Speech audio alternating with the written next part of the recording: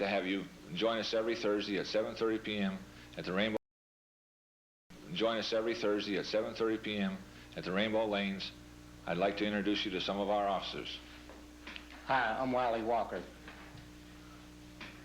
Hi, I'm Dan Savage. Hi, I'm John Flaminio. Hi, I'm Jack Begala. Hi, I'm Buddha Reed. Hi, I'm Mel Richardson. I'd like you all to know. Come see the Running Raiders. Hey, all right, hey.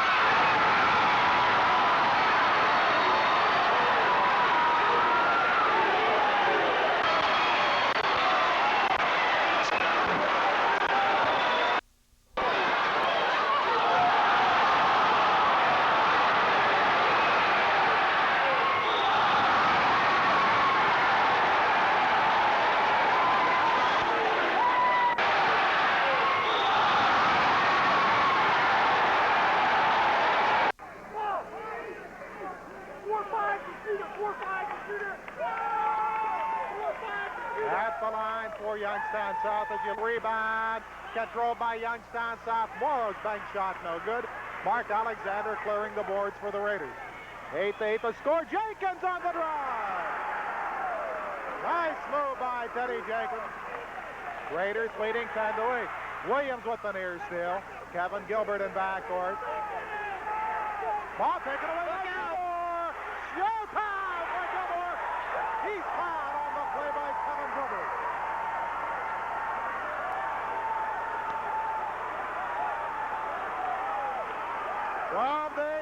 Back to Jenkins. Jimmy Gilmore. Ball taken away by Gilbert. Gilbert against Teddy Jenkins. Shot no good. Peoples in the lane will come back out with it. Good defensive effort by Jenkins. Jones inside. Misses the shot. Rebound Gilmore. Loose ball out of bounds to the Raiders.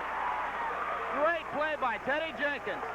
He went up and challenged Gilbert, batted the ball away cleanly. Got a set play coming up. Williams can't get the shot off behind the pick from Ingram.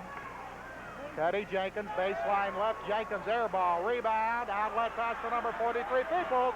Peoples on the drive. What a play by Teddy Jenkins. Again, Teddy Jenkins with a block. And Alexander saving the ball. Ingram misses the shot. Still a live ball. Gilmore up there. It is showtime here, ladies and gentlemen. Unbelievable. Look out. Break for the Youngstown South. Peoples. Teddy Jenkins or Jimmy Gilmore. With the block. I can't believe it. I cannot believe it. 2:30 remaining first quarter. And the Raiders will retain control. Take a look at this one more time. I think this might have been Gilmore, Cap. That was Jimmy Gilmore that got that one. Teddy Jenkins was right there with him. Mike Williams. 4 for Williams. 15-10, the Raiders with the lead. 1:16 remaining first quarter. Inbound on the alley-oop to Tony Jones. 10 for Jones. Youngstown South with the momentum. They're up by 116-15. Jenkins to Jimmy Gilmore. Gilmore baseline left for 2. Double clutch in midair. 9 for Gilmore. Raiders leading 17-16. Sam Burns free throw line, and Sammy Burns now with 4. South 7 of 19, but you can see the Raiders had more field goals. But Youngstown South 4 or 5 at the line, while the Raiders were 1 of 1. Leading scorer in the first quarter for Youngstown South. Tony Jones with 10 for the Western Reserve Raiders. Gilmore with 9. And Mike Williams on the opening tip gets his 6th point. Raiders go up on top 19-18. The 5th lead change we've had in the ballgame. Into the forecourt goes the Youngstown South Warriors. Sammy Burns. Raiders again with pressure in backcourt. Peoples to Burns. Almost taken away by Ingram. Sammy Burns. Taken away by Williams. Williams outlet to Ingram. Wide open Gilmore for 2. He's fouled by Kevin Gilbert. 11 for Jimmy Gilmore. Gilbert with his 2nd foul of the ball game. And the Raiders, Tony Jones. Raiders have scored all 5 points here in the 2nd quarter. They lead 22-18. Burns needs some help. Ball taken away by Otis Colvin for the 2-pointer. And again the D for the Raiders. Timeout, Youngstown South. 6:42 remaining first half of action. The score. 1 Western Reserve 24. Youngstown South 18. And I don't know about The out. Mark Herron back in the ball game. He's got 3 along with Mark Alexander. Willie Dawson, Gilmore in the lane. Otis Colvin doesn't take advantage of the pick. Dawson does, and Willie Dawson has his first 2. Willie Dawson had a couple real big baskets. 5-point lead. Here comes Jones against Gilmore. Misses the shot.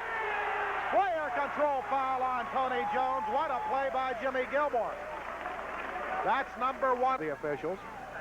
29-25. Raiders leading with 3:30 remaining 2nd quarter. South originally that time set up in half-court press again. Art Kovacs pushed him back. Heron in the lane for two. Mark off Heron. balance. Heron's first. Jimmy Gilmore breaks up the three-point play possibility. 61-57.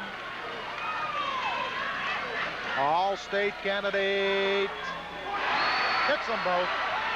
62-57 ball game. Butler, right side.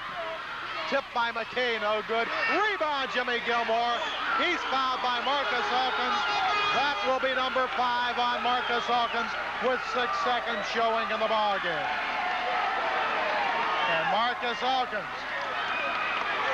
with 17 on the evening. Tremendous board work. Game again for Marcus Elkins. It's an old cliche, Cap, but you sure hate to see either one of these teams lose tonight.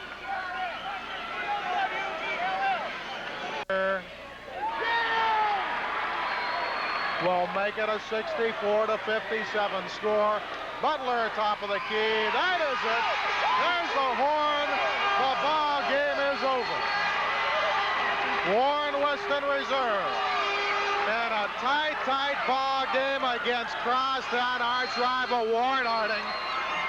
The Raiders winning their 23rd consecutive ball game. They had a battle, however. Final score, Warren Weston Reserve 64, the Warren Harding Panthers 57, and we'll be back to tell you how it happened. As opposed to 19 for Warren Harding. Final 64-57, the Raiders with the win. Individual scoring wise, here's the way it went for Bob LaRicca's ball club. Jimmy Gilmore. A few introductions before the ball game. Jim Delvecchio and Jim Donnelly. There you see them on the right side of your screen. They will be the 2 officials. Delvecchio, a 25-year official. Mr. Donnelly has 18 years of basketball officiating experience. Number 2 in the state as the polls ended this year. 6 foot, number 14, Mike Williams. Here comes Mike Williams. Where's number 14, 6 foot senior guard? 6'3", number 22, Mark Heron. Mark Heron, 6'3" junior, will wear number 22. Senior guard, 5'11", number 34. Here comes Teddy Jenkins, number 24. Jenkins, 5'11" senior. Jimmy Gilmore, number 34, 6'2" junior. And rounding out the starting lineup will be number 54, Mark Alexander, 6'4" senior. They are, of course, headed by Bob LaRicca, Northeast Ohio Inland Co-Coach of the Year, along with Harry Fales from Alliance. Foul of the ball game, so it is a 2-2 ball game. We'll have that for you in a second. 2-2 the score. Mike Williams across the line to Teddy Jenkins. Alexander into the lane. Good feed off to Jimmy Gilmore to make it a 4-2 Warren Western Reserve ball game. Excellent pass by Mark. Last touch by Jim Smart for Boberton. So the Raiders will retain control right in front of Mike's office. 4-4 the score. Holman on the inbound to Mike Williams. Alexander. Decker, bird dog by Jenkins into the lane, whistled on the play, and a foul on Teddy Jenkins.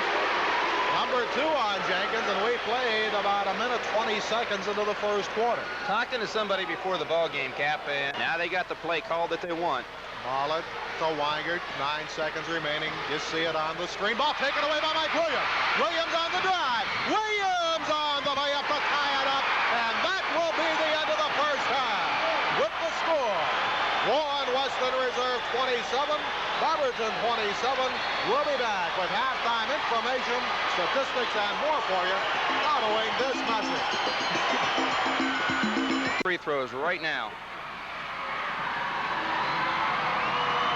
6'3" junior Mark Heron. He's the 3rd Heron to play in regional tournament action for Warren Weston Reserve, following older brothers Mike and Darrell. And Mark Heron makes it a 43-40 score.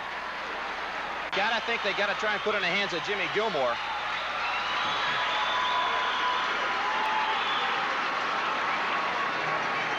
Raiders missing from the free throw line and a lot underneath, Jen. Yeah, they are only 2 of 7 from the line. Meanwhile, Barberton, 16 of 21. Jenkins will inbound to Mark Ingram. Teddy Jenkins to Jimmy Gilmore. Mike Williams has the double pick. Williams for 14 on the night. 45-41. In the backcourt, Ondecker to Richard Blanks, back to Ondecker. Oh, and they had Grenell's wide open underneath. There he is. Gilmore, minute 38 remaining, fourth and final quarter. Jenkins with the basketball. Odd numbers on the board, hard to set it into overtime. Mark Alexander on the feed from Jimmy Gilmore. 14 for Alexander. Smart having trouble in backcourt. Taken away by Mike Williams. Almost lost it. Feeds it inside. No, they're going to say he touched the out-of-bounds line. Big play. Can't believe there was no call on the trip, though. 47-44, 121 remaining in the ball game, and Jim Smart will inbound. Ondecker is fouled by Mike Williams. Jimmy Gilmore coming over to give his throw. They have an excellent opportunity to rebound a missed free throw. Mark Ingram, 6'3" junior, looking for his first points of the night. 1:11 remaining in the ball game. Ingram hits on the front end. 47-45. Ingram can cut it down to one. A big free throw right here. And if he makes it, you're going to see pressure like you've never seen before. Otis Colvin will check in for Ingram. Rebound to Jimmy Gilmore. Jenkins with the basketball. A minute 5 remaining in the ball game. See what the Raiders do with it. See if they go down to the last shot. They have one timeout remaining. Alexander's going to pump. He hits. 52 seconds remaining in the ball game. Raiders tie it up at 47. And now it's Barberton's turn with the basketball. Remember, the Magics have 3 timeouts remaining. They're going to run a motion offense right now. Wygant almost lost it. Saves it. Wygant throws it away to Ingram. Wide open. Alexander throws it out of bounds. They had the break. Unfortunately, it didn't pay off. Number 10,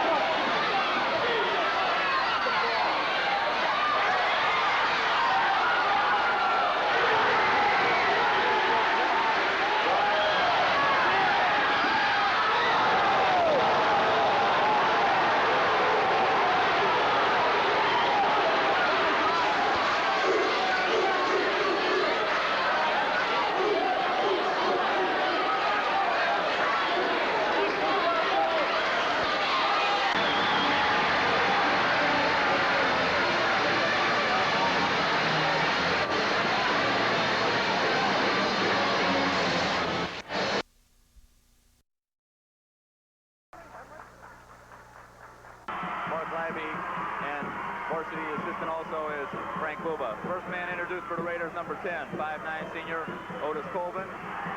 Number 20, 5'9" junior Renza Hughley. Number 22, 6'4" senior. I'm sorry, they went to Ingram. Number 44, Mark Ingram, 6'3" senior. Number 34, 6'3" senior Jimmy Gilmore. And the man in the middle, number 22, 6'4" senior Mark Heron. Will now have the national anthem played by the Warren Western Reserve Pep Band.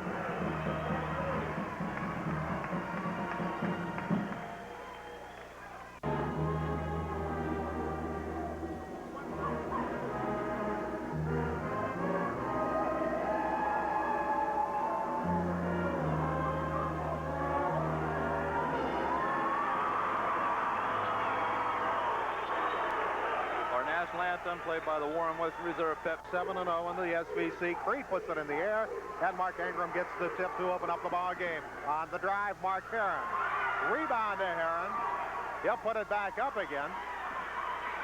And the Raiders control the basketball. Hughley baseline left for the first 2 points of the ball game. Renza Hughley to make it a 2-0 score, and you're not going to see much of a slowdown game fair for Warren Western Reserve. Raiders started off fast in last night's ball game against the Highland Tigers, as you look at Bob LaRicca. Heron on the and defense. Looks like Hines is roaming free in the corner. Now he's underneath and he's being picked up by Ingram. Panthers can tie it up. Johnson baseline right. Rebound to Jimmy Gilmore. Renza Hughley. Good ball movement by the Raiders. Ingram for two. Mark Ingram with his 5th point of the night. And again, the Raiders up by 4. 1 minute gone, second quarter. Roselle Richardson. Exactly halfway through the second quarter. Gilmore to Richardson, inside feed. Heron with the follow for 2 points. Mark Heron leading all scores with 7. Raiders by 2. Sujek inside misses the shot. Butler. Maurice Reed. Eric Johnson. Blocked by Hughley, taken away by Renza Hughley. Renza Hughley to Jimmy Gilmore for 2. Short time for Gilmore, and he was fouled on the way to the hoop. Don't know who picked it up, but I believe the Raiders want a timeout.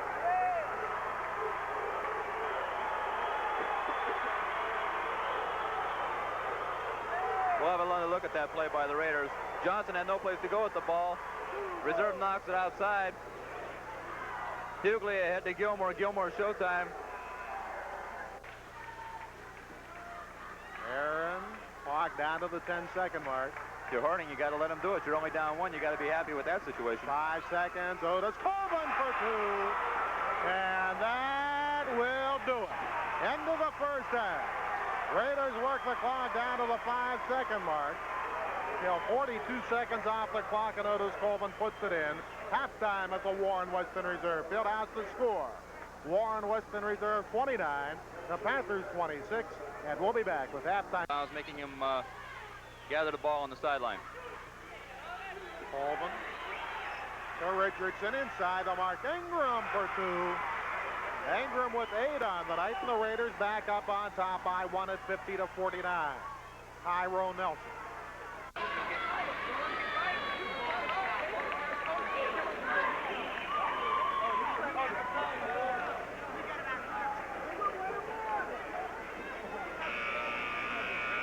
Didn't hear a whole lot out of the huddle, but I think 56-55.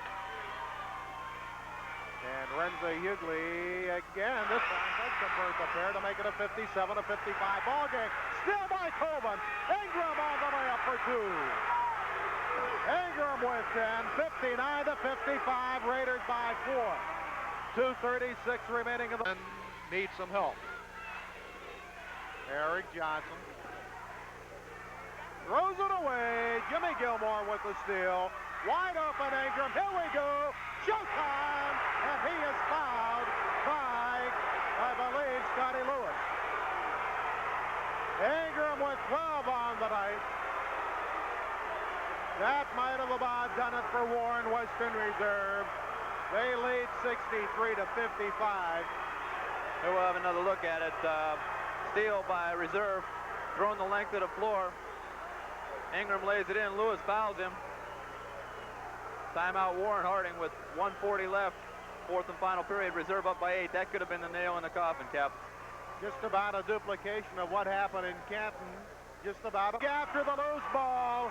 And Warren Western Reserve is calling a timeout with 1 second showing on the clock. McKay with the tie in his hands. Bob Church, unfortunately, couldn't control the basketball. Right, Cap. Fine job of getting the rebound on the missed foul shot. He didn't want to take time at the Harding bench. Over, and that'll do it. That is the end of one of the most exciting, emotional ball games we've had the pleasure of viewing this year and gone back to the last couple of years. It winds up a 2-point victory for the Warren Western Reserve Raiders, a game that changed hand lead-wise 9 times, a game that was tied 7 other times. That gave you an indication of exactly how close the Reserve Raiders. Undefeated up to this point, Bob. Does you feel there's any pressure on the ball club when you're in the situation you are right now? You know, unbelievably, no. I thought there would be, but none of the kids even talk about it. And we had a meeting the other day after a practice, and I asked the kids if they were feeling any pressure, and basically they told me not really, Coach. They said the only thing they hear is when the games are close, people are saying they're giving them heart attacks because the games are close or something like that. But I'll tell you what, the kids have been very, very, very good at the pressure. You're coming into this ball game. You're playing an Isles team that's in the rebuilding stage. And the Warren Western Reserve Raiders. Panthers 14 and Warren Western Reserve Raiders. Panthers 14 and 5 overall, 10 and 3 in the Still Valley Conference. They played the Raiders twice, lost by 10 the first time around, lost by only 2 about 3 weeks ago. Their opponents for tonight, of course, Panthers coached by Bill Kovach. The opponents for tonight for Warren Harding, the #1 ranked team in the state of Ohio. The undefeated Warren Western Reserve Raiders coached by Bob Larica, a perfect 18-0. They clinched their second consecutive Still Valley Conference crown, rated among the top teams in the nation. And I tell you, Bob Church, what more can you say? Roar from the Harding fans.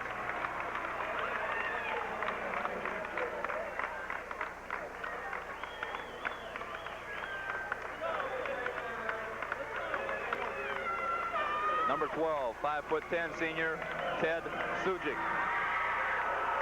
The other guard, number 24, 6' junior, Maurice Reed. Last time down the floor, Cap, Harding installed what Coach Bill Kovach told me they were going to do. They're going to go on a 2-3 zone against the Raiders. Double team taken away by Colvin inside to Gilmore. He is fouled by Maurice Reed. So for the third time in the first 2.5 minutes of this ball game, Jimmy Gilmore is hammered on the way to the hoop, and he'll go to the line again. To Renzo Hughley into the forecourt. Almost lost his footing, needs some help. Smart play by Hughley. Gets up, he's caught for traveling, stayed on one knee and cleared it out to Gilmore. Jimmy Gilmore, 15-footer for 2. Gilmore with 6, Raiders with 8, Panthers with 6 on the night. And Eric Johnson throws it out of bounds to give it back to Warren Western Reserve. 4 minutes, 43 seconds remaining first quarter. The Panthers already with 7 turnovers in the ballgame. Raiders right behind them with 6 in that department. Colvin to Jimmy Gilmore. Inside. Aaron with the rebound to Otis Colvin. 10-10 to score. 3 minutes remaining first quarter. Gilmore for 2 more. And he's fouled by Maurice Reed. So Jimmy Gilmore putting on a show here in the first quarter. Reed second of the ball game and the first substitution of the contest. Number 32, Kurt Shannon, 6'1" senior entering the ball game, and Eric Hines out of the contest as you look at Bob Larica. Gilmore in now with a total of 8 points in the first quarter. Chance to make it 9 and a chance to give his team a 3-point advantage. 53-48. 6:10 remaining in the ball game. Renzo Hughley. Gilmore for 2. 19 for Gilmore. 55-48, Butler. Crucial role towards the end of the ball game. Reserve, fourth quarter is 2 of 6 from the foul line. Harding is 5 of 5. So Them in for 9 rebounds, 10 points on the night.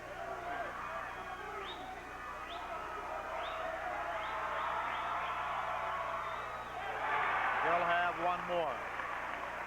Heron with 11, 62-59.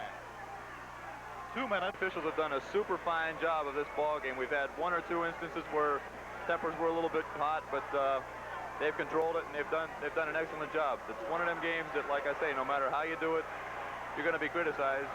You know, maybe not by coaches or players, but by the fans. You know, if they made this call here or that call there, you know, they were one side or the other. These two gentlemen did a fine job. All in all, throughout the season, we've had excellent officiating. There's been a couple of 37-game regular season win streak, and a good chance to wrap things up tomorrow night against Boardman. Mark Heron on the follow. Heron has played a superb ball game. 7-point lead for Warren Harding. Ball taken away by Gilmore. Wide open Heron. Showtime. No showtime. Heron with 2 more. Reed to Gilmore. 15 seconds remaining in the ball game. Whistle and a foul by Teddy Sujic. Panthers gave it a run, but the Raiders hung tough. 17 seconds remaining in the contest. Leading by 9 at 68-59. Eric Hines just fouled out of the ball game, Cap, with 8 points. 13 seconds left, fourth and final quarter. They're counting the bodies. And there it is, the final horn, indicating the end of the ball game.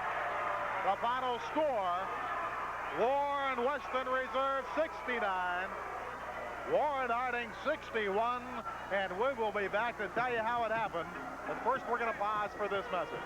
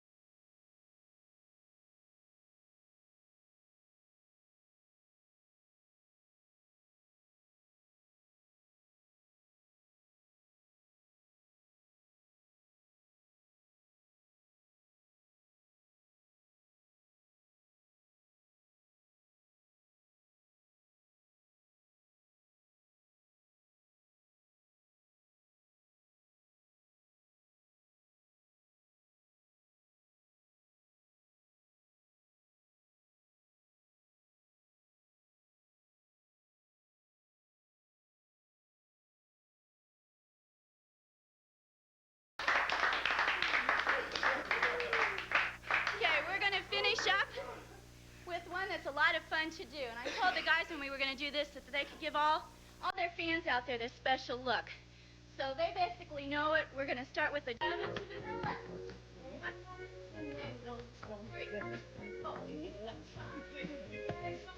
Touch your toes.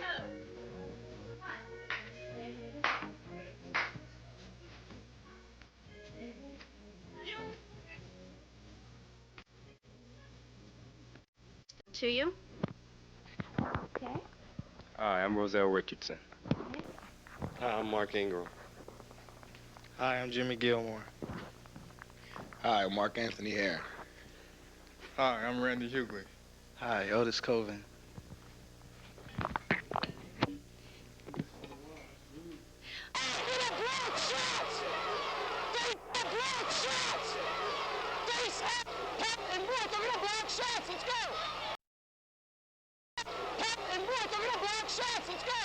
You know they're going to block shots. Let's go.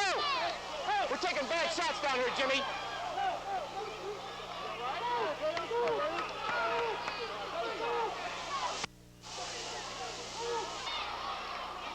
Here comes Gil coming through. Oh, we're getting lackadaisical. We're getting lackadaisical.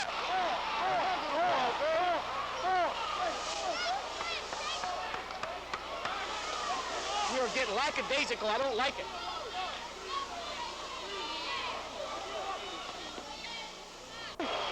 Miami! Miami! Slide down, Jimmy Miami! Test breaker!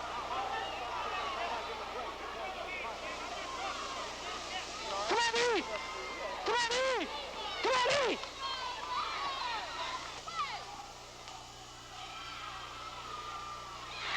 Boy, I don't believe our lackadaisical attitude right now.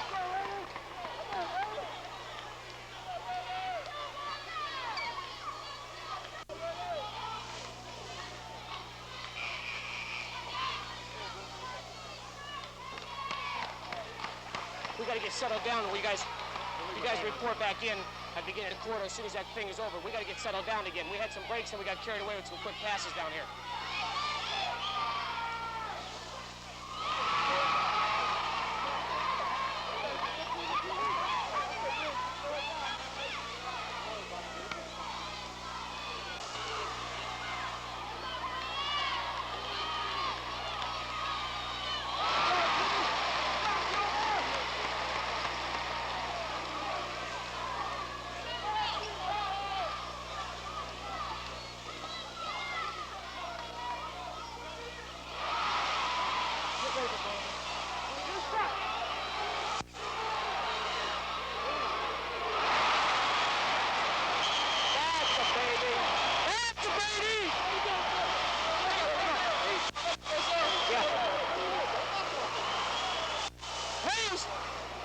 We watched that foul shot. You bought a ticket, watch that foul shot. Head and shoulder, big guy. Go back to the people you have. You stay on, let Jimmy take Tony still. You take the other four man. You want to take out? Oh, Randy. Put everybody in the circle on a jump. Okay. All right, we're going to have everybody in. Everybody's in on the jump shot. He starts with Tony this time. All right, listen to me. Now remember it, Ren, 64. Okay? Now, I don't know how long we're going to stay at 64 because they're man and we can't get our motion going. All we got to do is set picks. Take some patience if we don't get the run. Now, you sit over here, Mark. You watch it. We just have any patience. Do not. I should have left Randy in the tip. Okay, 8. All right. Let him jump. He's jumping. No.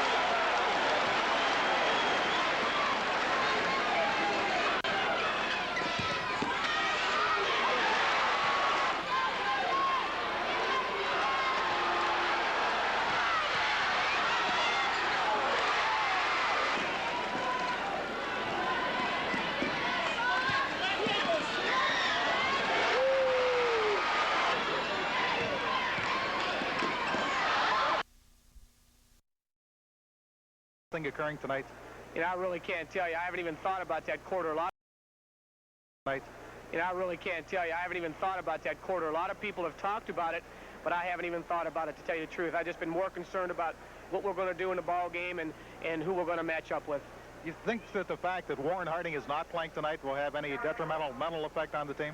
No, I think the kids are looking forward to playing somebody a little bit different.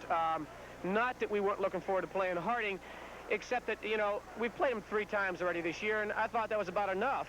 And the Youngstown Warren flavor is added, the big ball game from last year, and a very poor scrimmage that we had against them in preseason is also added, because we scrimmaged them and did very, very poorly that day, and the kids have remembered that. How do you think the teams match up, Bob?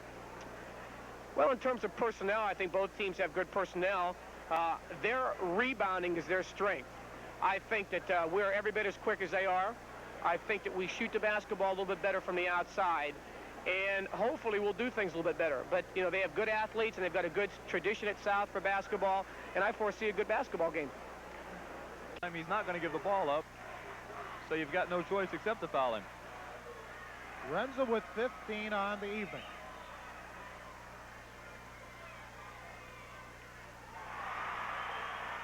.16 on the night. 8 out of 9 from the line. All 8 out of 9 attempts here in the fourth quarter. 5'9" junior Renza Hughley. 75 to 66.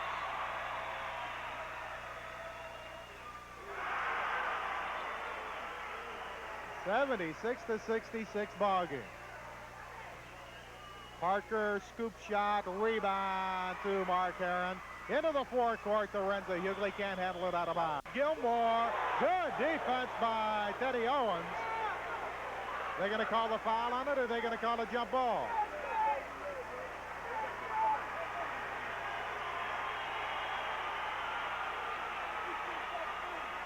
Canton. Jimmy Gilmore, 23 on the night. Raiders in the process of their 24th victory in the 1982-83 campaign.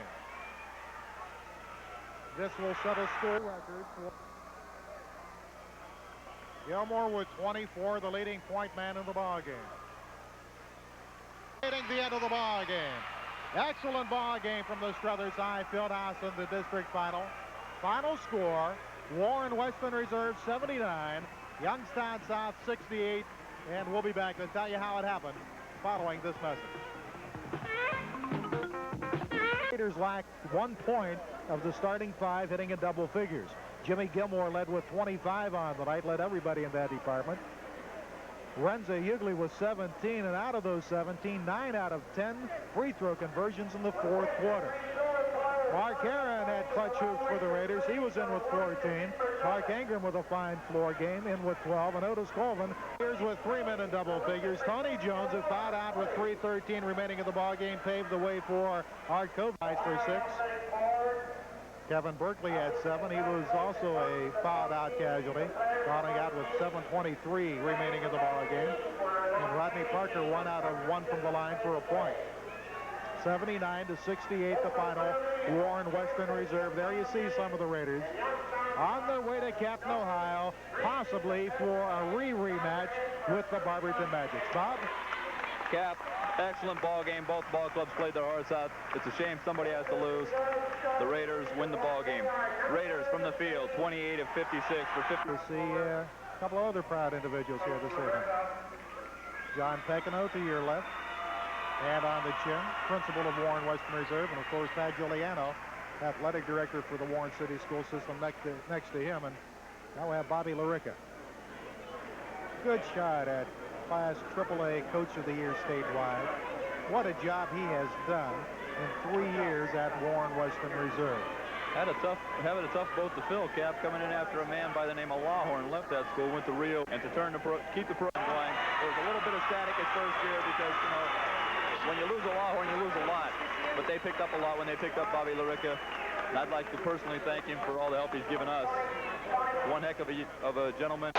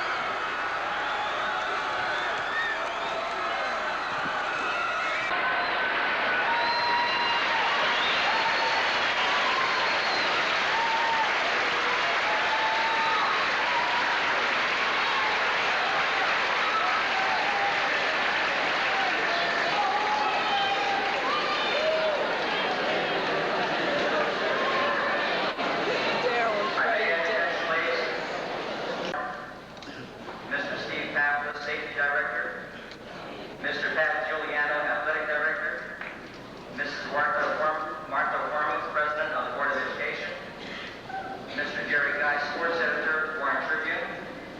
Mrs. Mary McLeod, the sponsor of the cheerleaders. And certainly each member of the Warren Western Reserve basketball team. We want them to know that we are indeed very pleased and proud of their accomplishments. And we wish them well as they go into the district. It's a real pleasure. I made a short search of some of the state records that we have in the Tribune.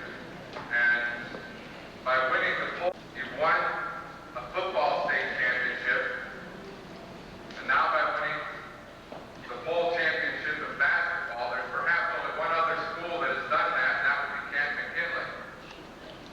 So now, with the state championship trophy sitting here in your gymnasium.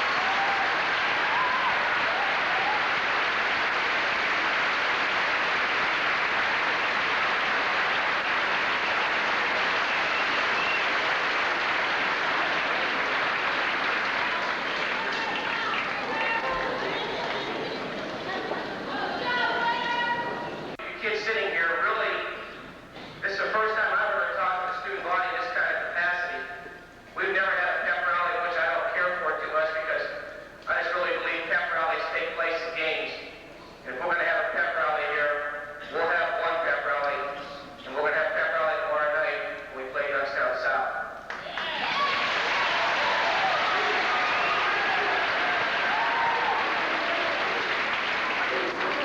I really don't know if many of you get the full impact of what's going on today.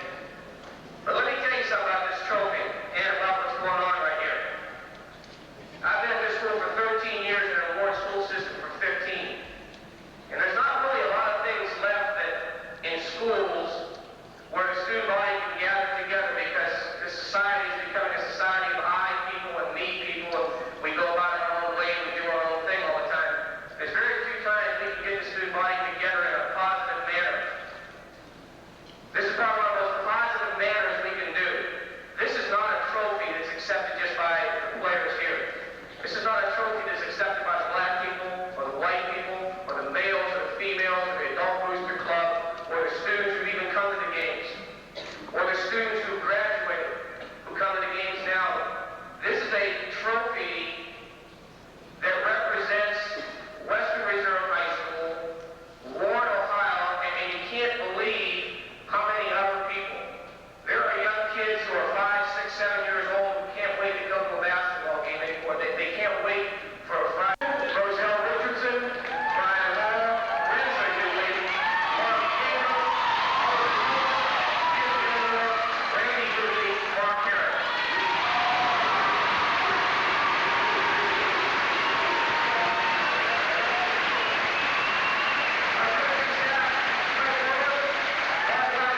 Coach Delmain, Coach Smallwood.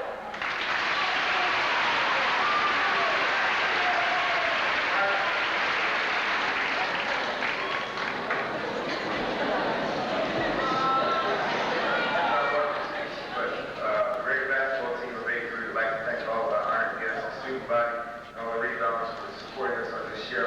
Follow us as we endeavor. Number 3 is Western Reserve High School, Warren, Ohio. Guard Jim Gilmore is the big name for the 1983 Runnin' Raiders. Gilmore is a 6'3" senior who was named to All-League and All-State teams as a junior. Defensive standout Mark Herron, a 6'3" senior, is another 3-year starter on this veteran squad. We're down in my part of the country.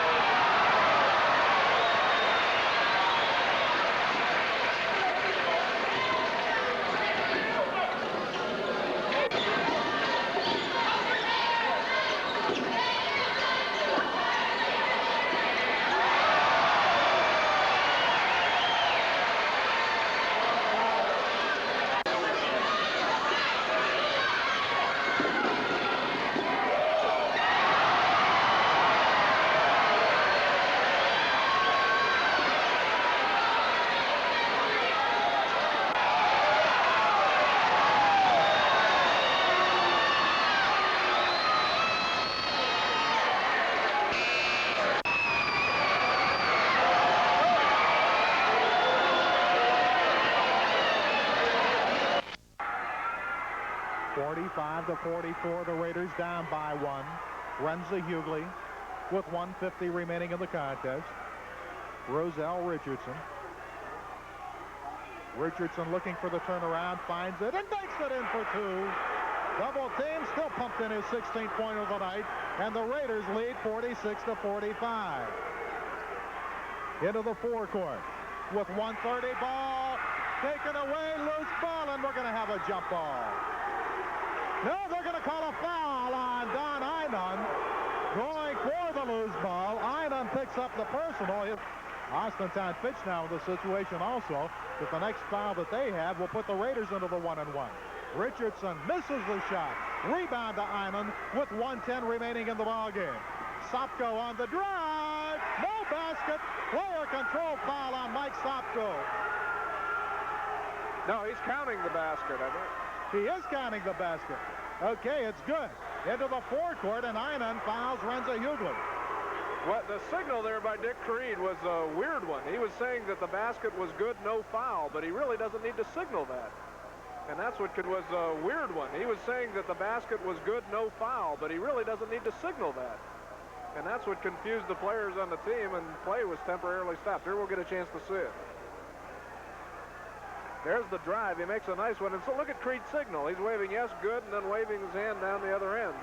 But that confused the players and stopped play momentarily. And I think that's what the discussion is about down at the far end. And I think that's why Don Einon committed the foul. He thought it was a player control foul against Sopko.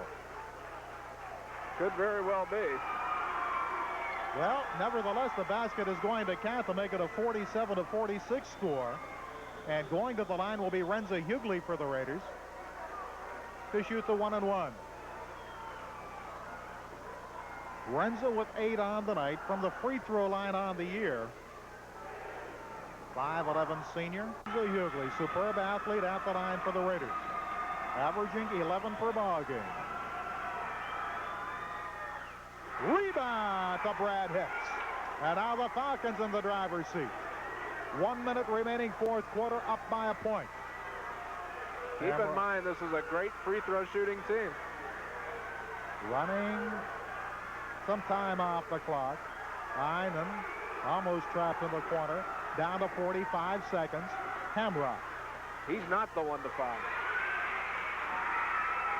Hamrock. Rose, no, save, but to the Raiders. Renza Hughley to Greg Jackson. 3-on-2 for the Raiders. Roselle Richardson, baseline left. Tip no good. Rebound to Richardson in the lane. Richardson to Greg Jackson. Whistle and a foul prior to the shot. No basket by Jackson. Foul prior to the shot with 22 seconds remaining in the fourth quarter. And Jackson will go to the line. Let's see who picked it up. He'll have the 1-1 at any rate. 67% from the line, 7-4-11. And there's all the story you need to be told. Greg Jackson with 10 points on the evening, all from the floor. Raiders have only been to the line a total of 3 times tonight. Jackson in his last 2 ball games. Tell that he feels the pressure on his shoulders, Harry Patis. Well, there's a lot of Austintown Fitch fans here. They're trying to make it as difficult as possible. Rebound to the Falcons. Out of bounds to Austintown Fitch with 18 seconds remaining in the ball game. Amicone to Brad Hicks. 12 seconds remaining in the ball game. Whistle, and Renza Hughley with 10 seconds remaining in the contest has to do what had to be done.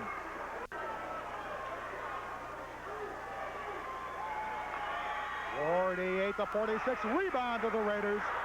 10 seconds remaining. Richardson. Rebound.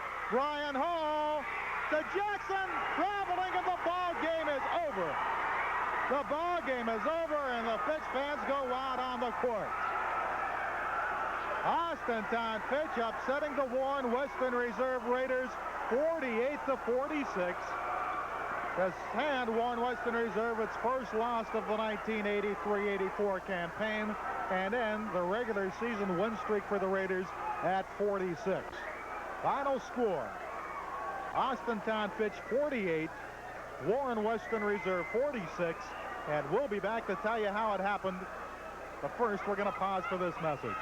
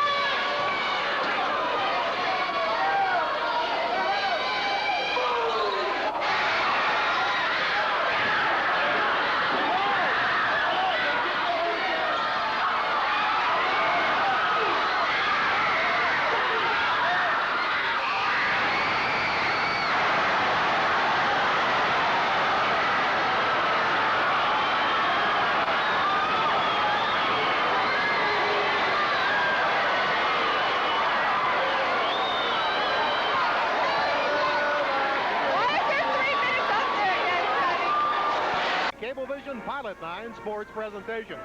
And a pleasant good day to you, sports fans. I'm John Caparanis. Right next to me, the familiar face and the more familiar voice of the voice of the Cleveland Cavaliers, Joe Thetan. Joe, welcome again to the Mahoning Valley. Well, thank you very much, Cappy. It's been a long time since we shared a microphone in a play-by-play situation. Been 15 years. That's right. Okay, Joe and I, Harry Patis, and our Pilot 9 remote staff, we're going to be bringing you all of the action of tonight's Steel Valley Conference clash between two arch rivals from Warren.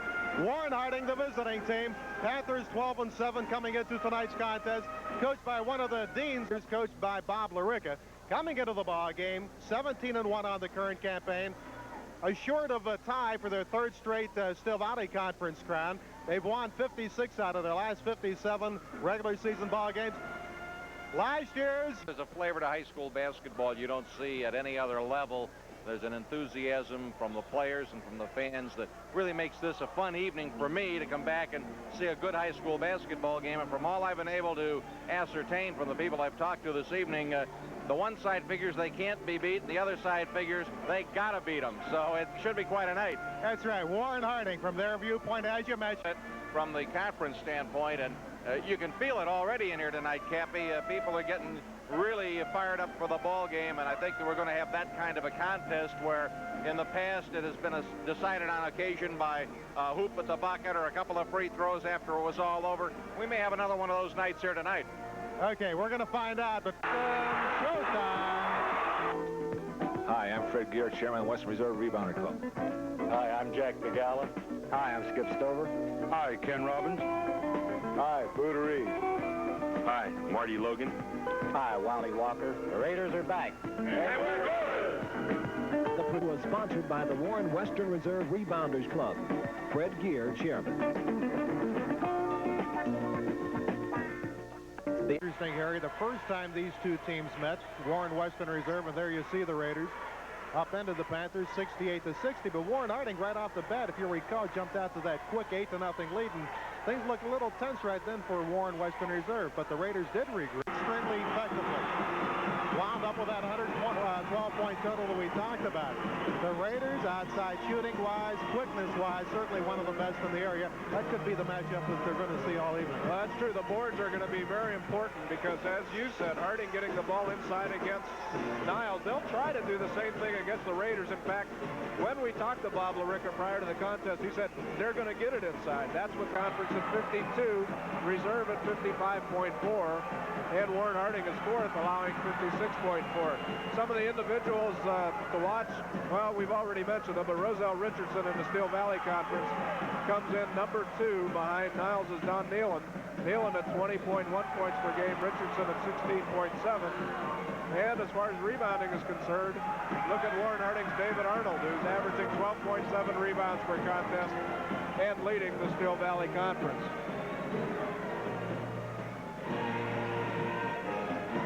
To Warren Western Reserve, courtesy of Greg Jackson. Williams to Hughley. Richardson. Hughley again on the wing. Lorenzi Hughley picks up his first 2, and it's 27-17. That's the largest lead for either side tonight. Wenzel inside, and the turnaround all over the rim, everywhere but in. Lawrence missed it. Rebound picked off by Warren Western Reserve, and we have a foul to go with the struggle. Well, Greg Jackson. 30-21. Warren with the basketball. Warren Western Reserve with the lead. 4:24 to go in the half. Williams against Wenzel. And the little man buries another one. That's the danger when you go into the man-to-man against the Raiders. If they get loose, there's such dead eyes from the outside that what Williams did is going to happen with increased rapidity. They're up by 11, 32-21. Williams with third lead. That's an interesting matchup. Wenzel against Williams. And they're doing it at both ends of the floor when they end up one-on-one.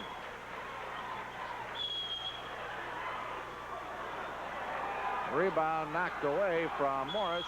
Picked up by Jackson. No, and the tip is up and in by Hughley. And a foul to go with it.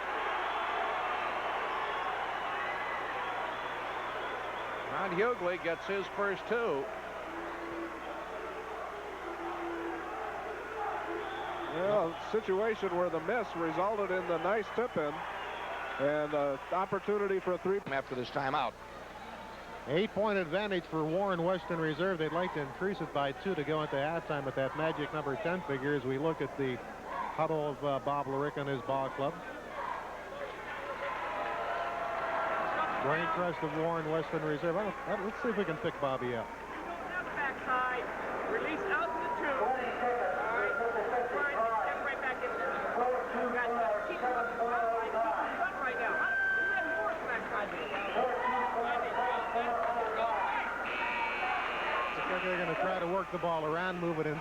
One of the things that he is into in a big way, and of course I'm from the old Bill Fitch school, a man who spent countless hours with film and tape, and Coach LaRicca has, he's got more tape and film in there than 20th Century Fox. And he uses it obviously to good advantage. You cannot kick with the record that Bob LaRicca has accomplished here at the Westside Warren High School. Listen, anybody who puts highlight films to music, got to have something going for him. Well, the ball and third basket of the quarter, 6 in the game. Harding getting back into it. That cross, no go by Greg Jackson, but Jackson retrieves. This is Brian Hall.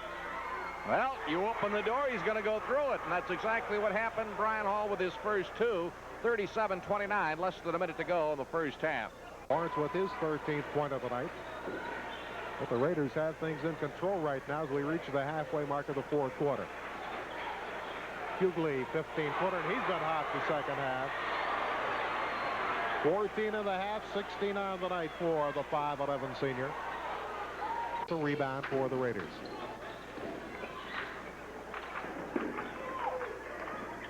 Brian Hall.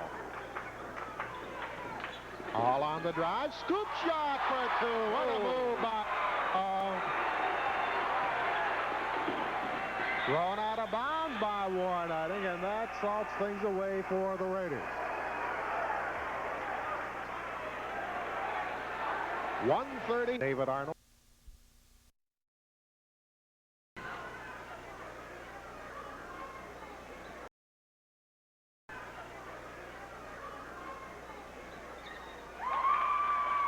Nine points for Brian Hall.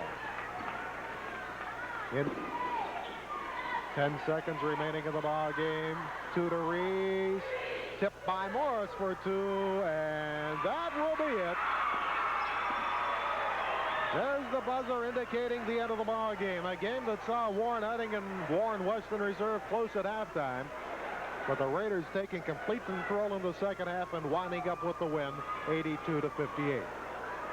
We'll be back with our final comments from the Warren Western Reserve Fieldhouse, but first we're going to pause for this message. It's not exactly a safe stance he's got there either. Well, there goes the rim if he doesn't let go. Raiders will conclude things against Boardman down at the Spartan Gym. Tie-in since I was at the Mid-American Conference. So, you know, I must say it was a real pleasure, and as Joe says, I hope we can do it again sometime. I don't have a plaque or anything, but I really feel very honored. Matt Stevens from WRRO is here, and I bet Matt hasn't probably attended a banquet in a long time for anything, and I sent him an invitation, hopefully that he would come. I didn't hear anything. I didn't know whether he was coming or not. When I saw him come in, it really made me feel very good. We sometimes talk about, you know, public relations, and we talk about our own home people. But I'll tell you what, there has never been anybody, and I even include WYTV because they've done a good job, who has been more supportive of our basketball program than Matt Stevens on WRRO. He's the very basic of it. Those are the people who do our games more than anybody else. And from the very time that I got this basketball job, Matt has always been very supportive. And Matt, I deeply appreciate you coming to the banquet, and I hope this helps in what our program is really all about. I think when you see this, you'll know why we love our kids and why, you know, why the rebounders and anybody else is so important. But again, I thank you for coming, Matt.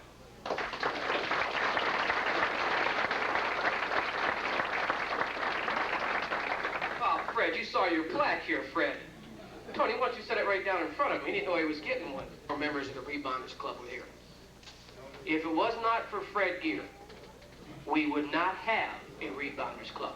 Don't you let anybody fool you about the Rebounders Club, which is a great organization. This man does more work, and I'll tell you what, I'm going to tell when we have our next meeting, I want to make sure everybody knows. Just hope that Fred never quits. Because I'll tell you what, they're going to take a hard look at trying to find somebody who does all the extra work that he does. And I know you guys in the Rebounders are here. I appreciate you being here. But I'll tell you what, Fred, you deserve this plaque and every plaque I could possibly get for you. Fred has just been more of a help than, you know, as an assistant coach, when I was assistant coach, and you guys, when we were assistant coaches, that way they were getting fired immediately. Thank you, Fred. Sit down, Fred. Talk about plaques. We got Martha a plaque, and I think Martha got a plaque last year. And the only reason that she said she would be the master of ceremonies. She got heels on there. I saw you do that thing. The only reason she was master of ceremonies, she said, I want a plaque if I'm going to do all this work. You know, Mark, I want to tell you something. I hope you're not that nervous at the Board of Education meetings. Honest to God, she was so nervous when you started out there. I can see why the man at top runs you 5 members of the board like somebody said in the paper. But anyhow, program. And you are a very good spokesman for our kids. Not our basketball program, but our kids on the west side of town sometimes taking abuse from other people. You have been a spokesman, not only in basketball, but for all of our kids and our programs, and it's deeply deserved.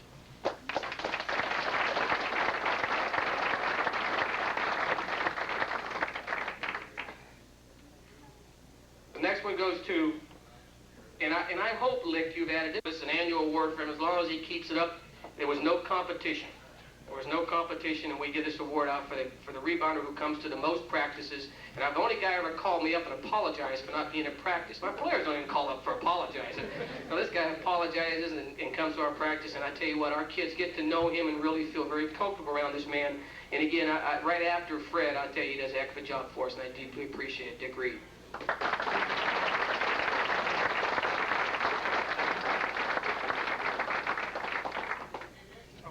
Plaques of people who are not here. Just sit here, buddy, because you didn't give me any orders this year on what to do.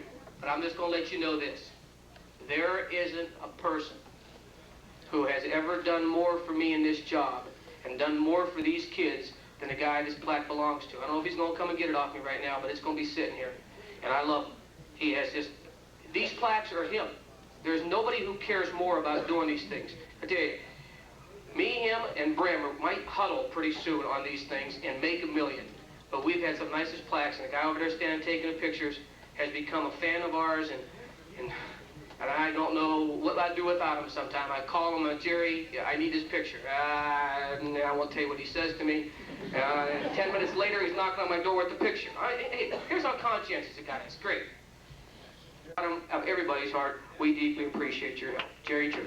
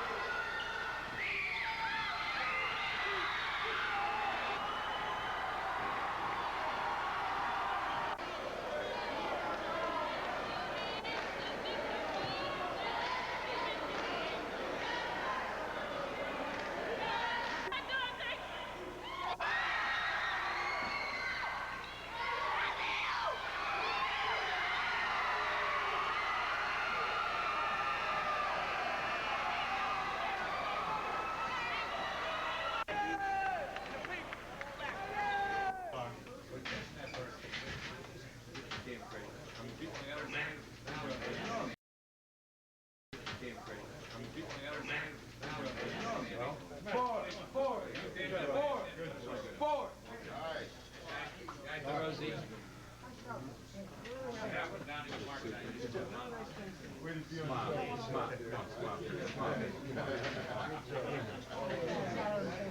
Go on, baby.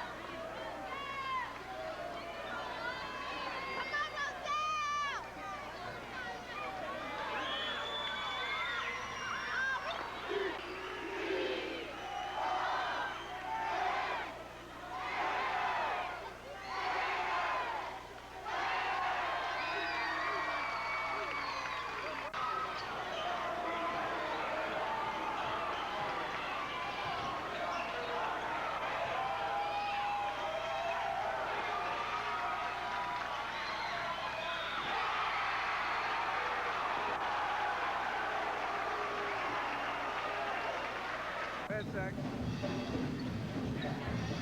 Yeah, go ahead.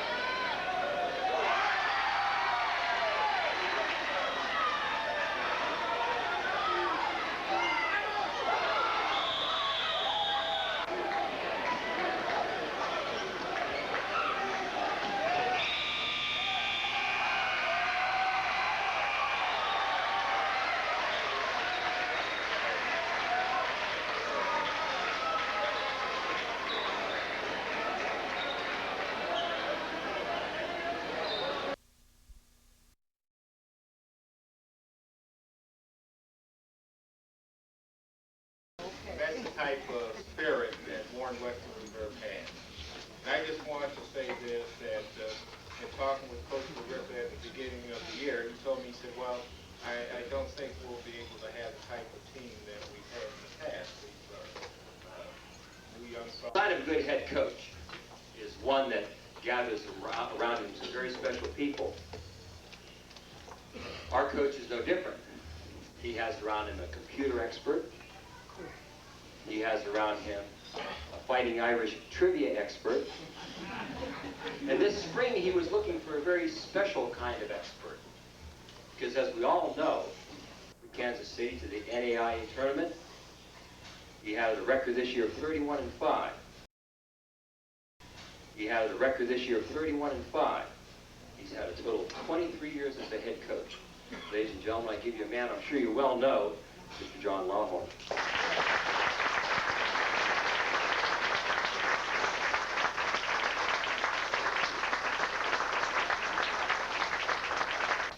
There's a person who is a total non-player who happens to be on the basketball team. Thank goodness we have been very fortunate through the history of Warren Western Reserves that we haven't had any plumbers. It's nice to be home. It really is, and I mean that sincerely. I think of all the stops that our family has ever made, this will always seem like home, and yet we were only here 5 years. 5 very quick years, but 5 very enjoyable years. And it'll always be a special treat for us to even think of Warren Western Reserve and the city of Warren, because we enjoyed it so much. And look for the high school scores. And I don't even start at the top, and I don't even worry about who you play. I just look down at the W's because they're always in alphabetical order. And I look right at the W's first because I know that's the place to look, because you've been in a win column time after time. And I'm so proud of your head coach, because he had so much to do with success, in which we were fortunate to have in the 5 years that I happened to spend here. Sometimes as your parents live 3 and 4 hours away, and so you don't hear from much of them so much. But you got to understand, on a college situation, the kids you're getting are all state kids and all that type of thing, and they've had great credentials, and now they come. I want to tell you, I'm challenging you guys right now. Don't forget them. You seniors now are basketball alumni of Warren Western Reserve and of the Rebounders. Join the Rebounders. Get active in the Rebounders. After you get your college degrees, you come back and you're making all those big bucks. I assume none of you are going into education. But you come back. Be loyal. Be faithful. Because I think one of the things that is precious to me, and I know it will be to Coach, and it is to Coach, is to see those ex-players and to hear from those ex-players. We were playing in Columbus, Ohio. I'll put this down here where he can get it.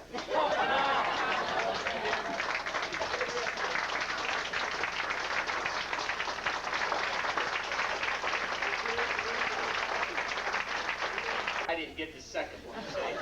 Because I never thought that heavy into the season that way. But the first joke there was that the coach didn't know what 2 and 2 was. You know, the fun thing about having a speaker and having a good MC is that they do a great job of telling the audience everything that you wanted to tell them. And it makes it difficult sometimes to follow 2 dynamic speakers such as that. But I'm going to try.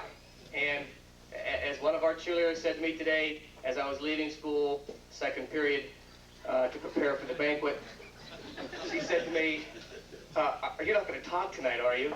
I said, now, would I do any talking? You know me better than that. But this is what banquets are all about. If you came to this banquet to hurry up and eat and get out of here, let me make a quick suggestion. Feel free. You will not offend me, nor you will not offend anybody up here if you decide to leave that early. If you came to this banquet because it's a yearly thing, and you came to honor a group of young men and ladies in our basketball program, then I guess you're going to have to sit around and listen to some of the things that are said. Because one of the keys to getting a hold of any type of banquet, and when you see what our young players and our young men get, you know, some get more than others because they've earned more awards. When you see what they get, you'll know why this banquet is so important to us. this is my 5th year of being the head coach and being, I guess, in charge of the banquet. And I must admit, every year I am probably as nervous as can be in hopes that everything goes correctly.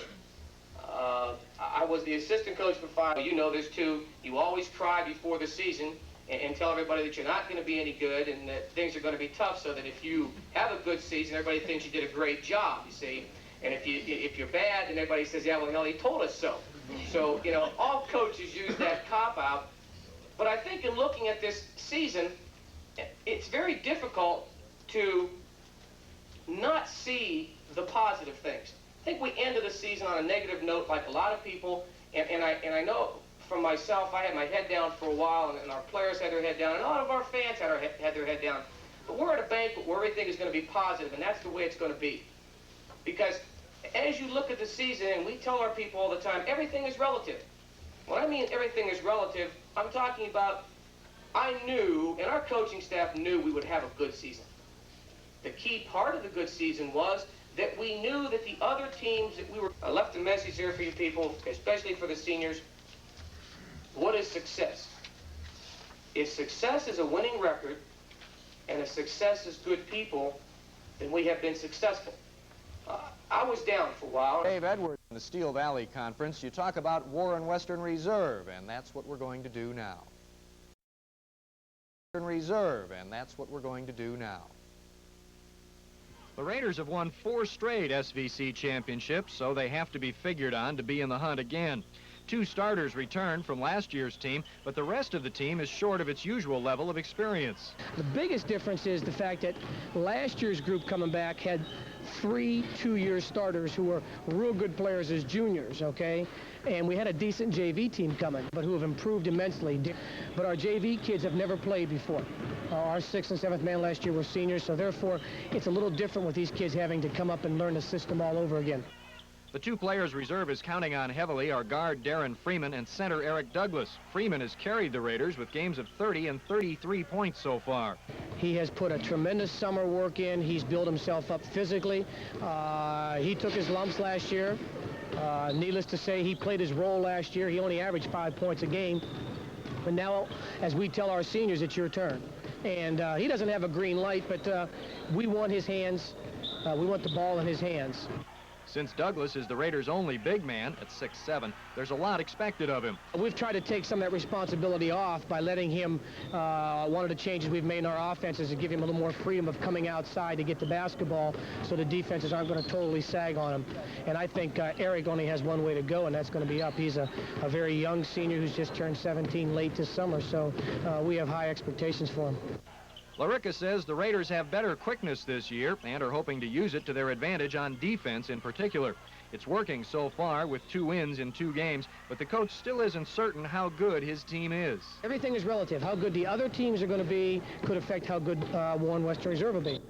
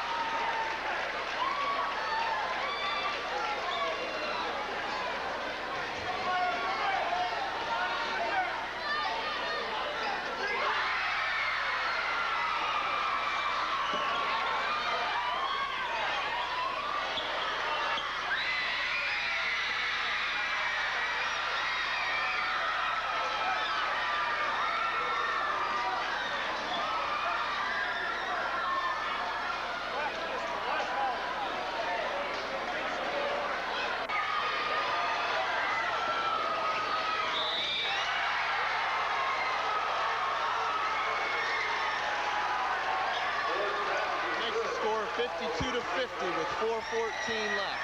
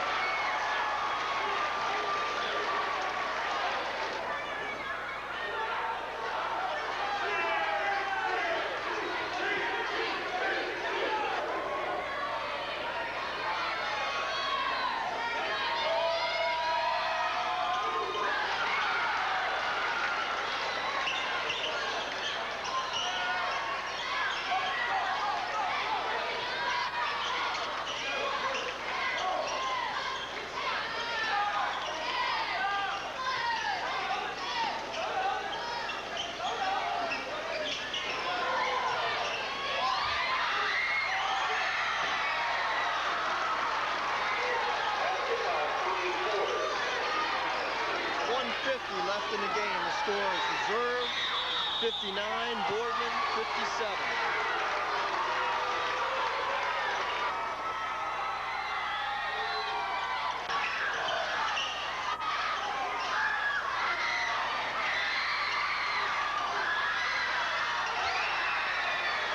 It was tied up at 61 with 1 minute left.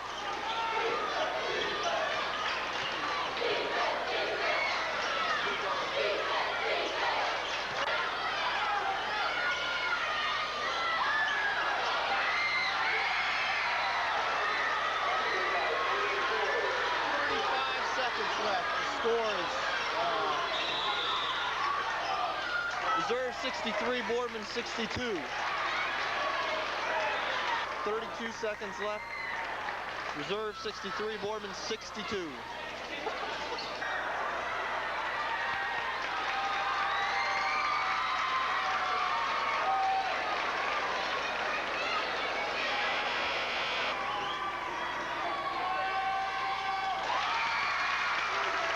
Score is tied up at 63 with 32 seconds left.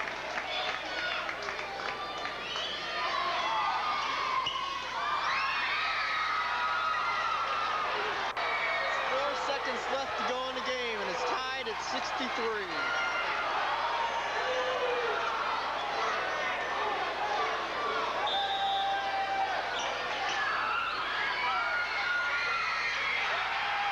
It's 65. The game's over. Reserve wins 65 to 63.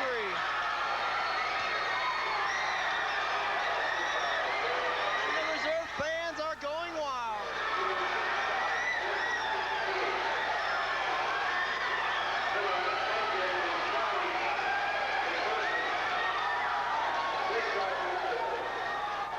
Last shot was by Darren Freeman.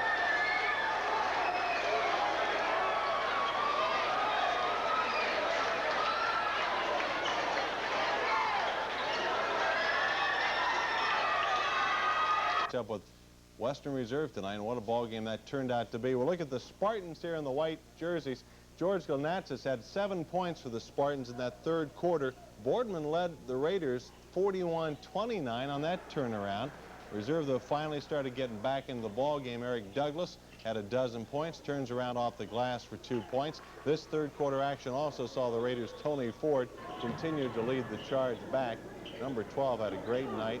He hits here, and it was just a 5-point lead for Boardman after 3 quarters of play. Into the fourth, Mike Schneider will hit a turnaround here. It will be a 7-point Spartan lead, and that was their biggest lead the rest of the ball game. Reserve got the momentum, while Boardman had trouble finding the hoop. They turned it over in that fourth quarter of play. Ford's 3-point play here cut it down to just 1.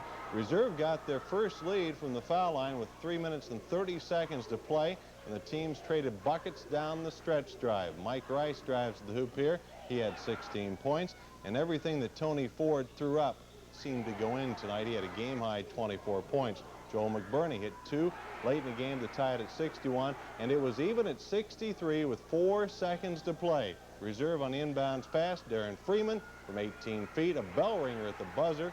Western Reserve 65, Boardman 63. In height, 1 for 1. He really is not a bad free throw shooter. I mean, the statistics would indicate he is the one to foul, however. He's 1 of 1 tonight. Rebound, inside whistle, traveling violation. Devin Butler almost came up with it. And the Falcons will get it with the rebound, inside whistle, traveling violation. Devin Butler almost came up with it. And the Falcons will get it with 33 seconds remaining, still trailing by 1 point. And timeout called by Tom Fender.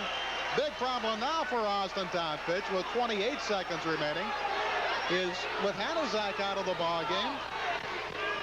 The most points scored by anybody else in this ball game is for Austin Town is Ken Kaminsky and Mike Slavochka. Slavochka with 7 and Kaminsky with 6.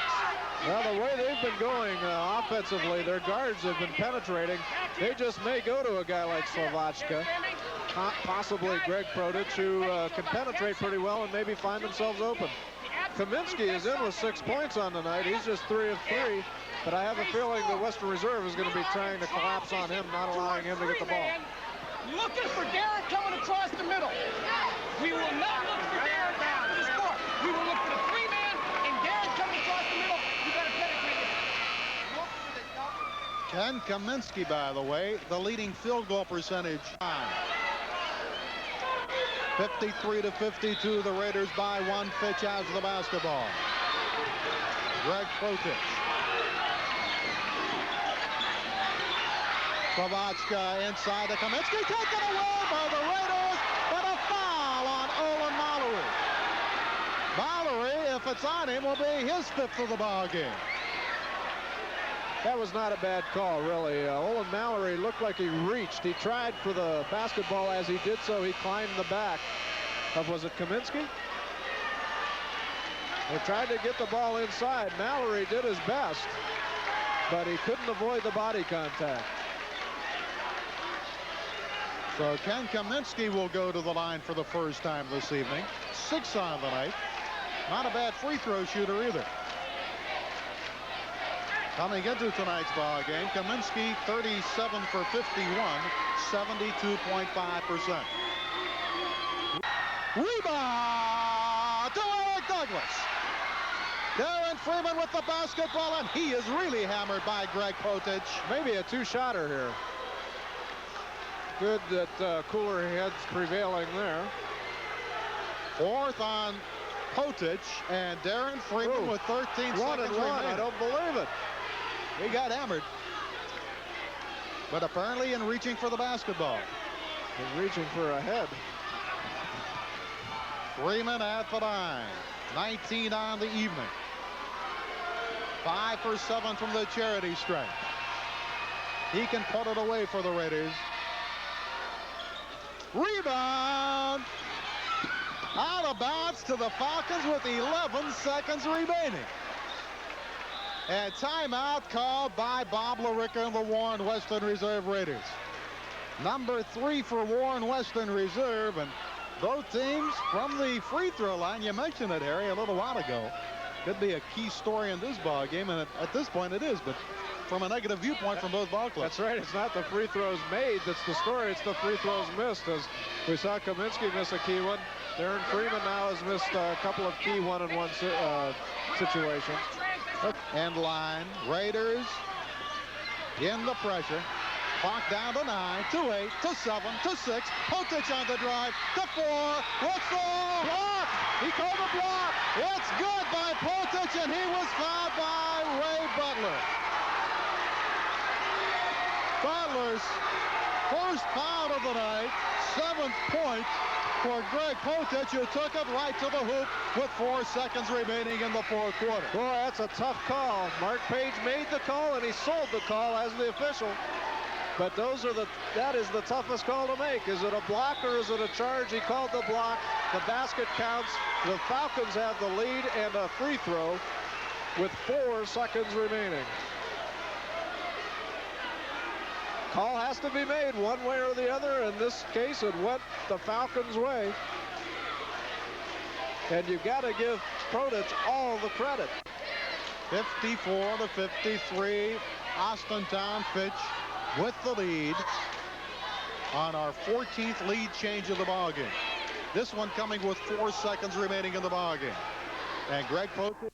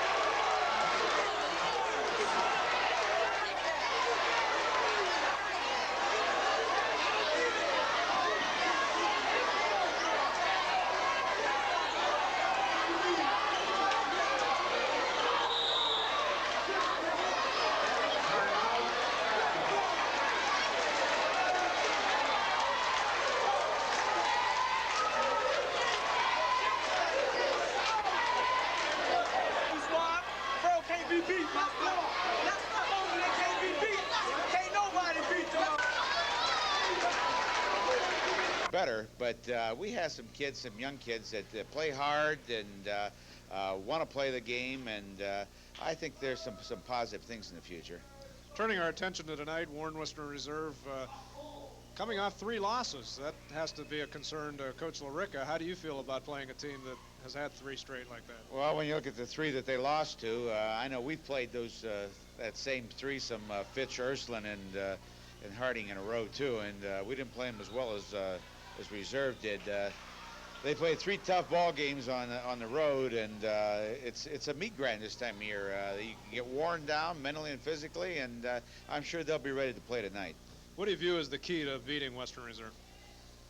Well, I think making our kids believe they can beat Western Reserve. I think there's somewhat of a mental block there that Reserve kids believe they can win every time they go out, and our kids have some doubt in their mind. And I think we've been stressing, convincing them that they're capable of beating Warren and Western Reserve. They just have to attack instead of backing up. Reserve Raiders, Coach, we've reached the end of the road of the regular season. Have any trouble motivating the troops tonight?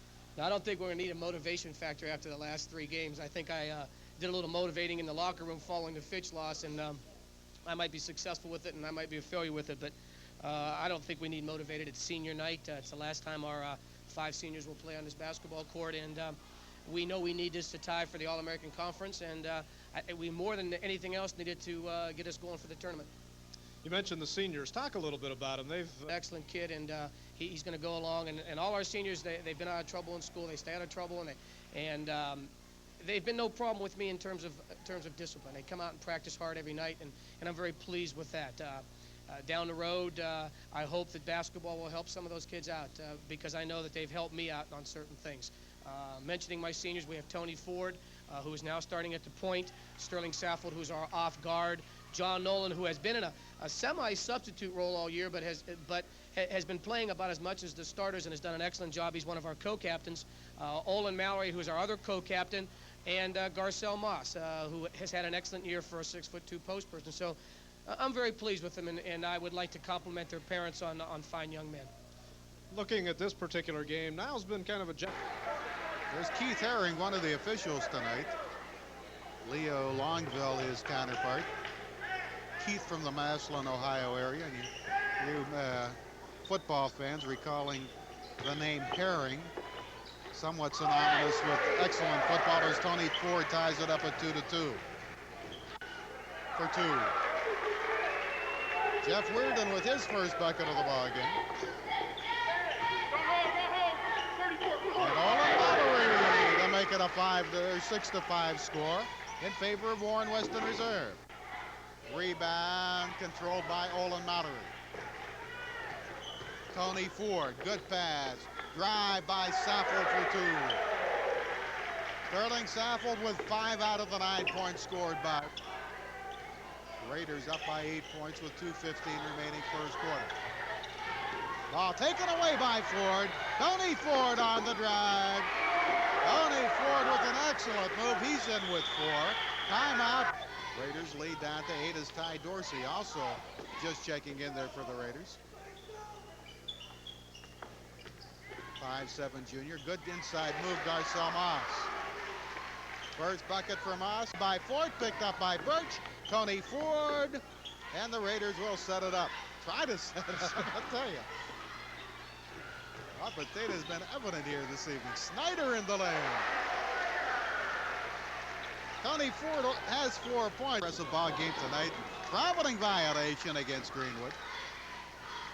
And again, Ty Dorsey and Shannon Cox get into a little bit of a bumping match. But again, a timeout called with 3:29 remaining here in the third quarter. Now, getting back to the events that you see on TCI Pilot 9, what a tremendous thing to be able to bring you the high school basketball and the high school football that we brought you, as well as the great college basketball games, including the Ohio State Buckeyes and Atlantic 10. Garcelle Moss. Tony Ford for 2. 6 points for Tony tonight, and the Raiders again by 8. Still by Warren Western Reserve. Birch to Nolan. Nolan to Moss. Moss for 2, and he's fouled. Garcelle Moss with 13. Good dump-off pass by John Nolan, and Garcelle Moss can make it an 11-point Raider lead with exactly 1 minute remaining third quarter. Choice now, he would not institute the designated hitter, and of course he was the commissioner when it was put in play in 1973. Garcelle Moss for two. Moss with 16, 30 seconds remaining in the third quarter, and the Raiders back out to that 13-point lead. 60-47 the score. Dorsey with the steal with the foul. It's pretty tough to back out of it. But the National League has held fast to the way the game was meant to be, as Abner Doubleday would have wanted it. Offie Birch now in with a total of 8 points on the night, and the Raiders out to a 61-49 score. As Yogi Berra said,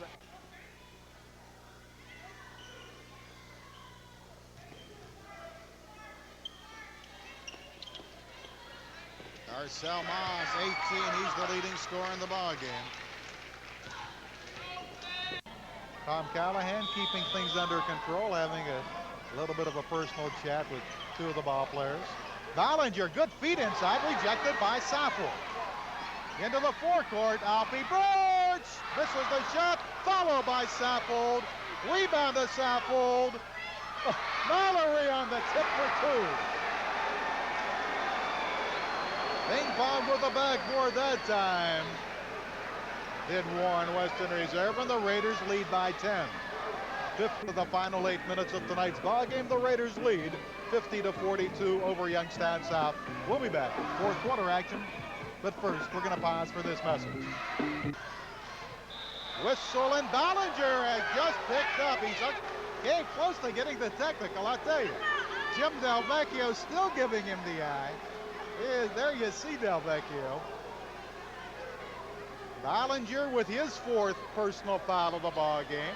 And the 1-and-1, the bonus will be in effect for the Raiders. I'll tell you, Ballinger did the right thing, though, by running away from it. He was mad about the call. They'll have one more. 53-48, Raiders by 5. To Saffold. And South will stay in the 2-1-2 zone. They'll stay there for a while, but I don't think it'll be for long. 2:30 remaining, fourth quarter. Olin Mallory for two. Big point. Big power move by Mallory. He has 17, and the Raiders back up by 4. Here comes the Warriors, 2:20 remaining, fourth quarter. Winner tonight goes taken away by Garcelle Moss.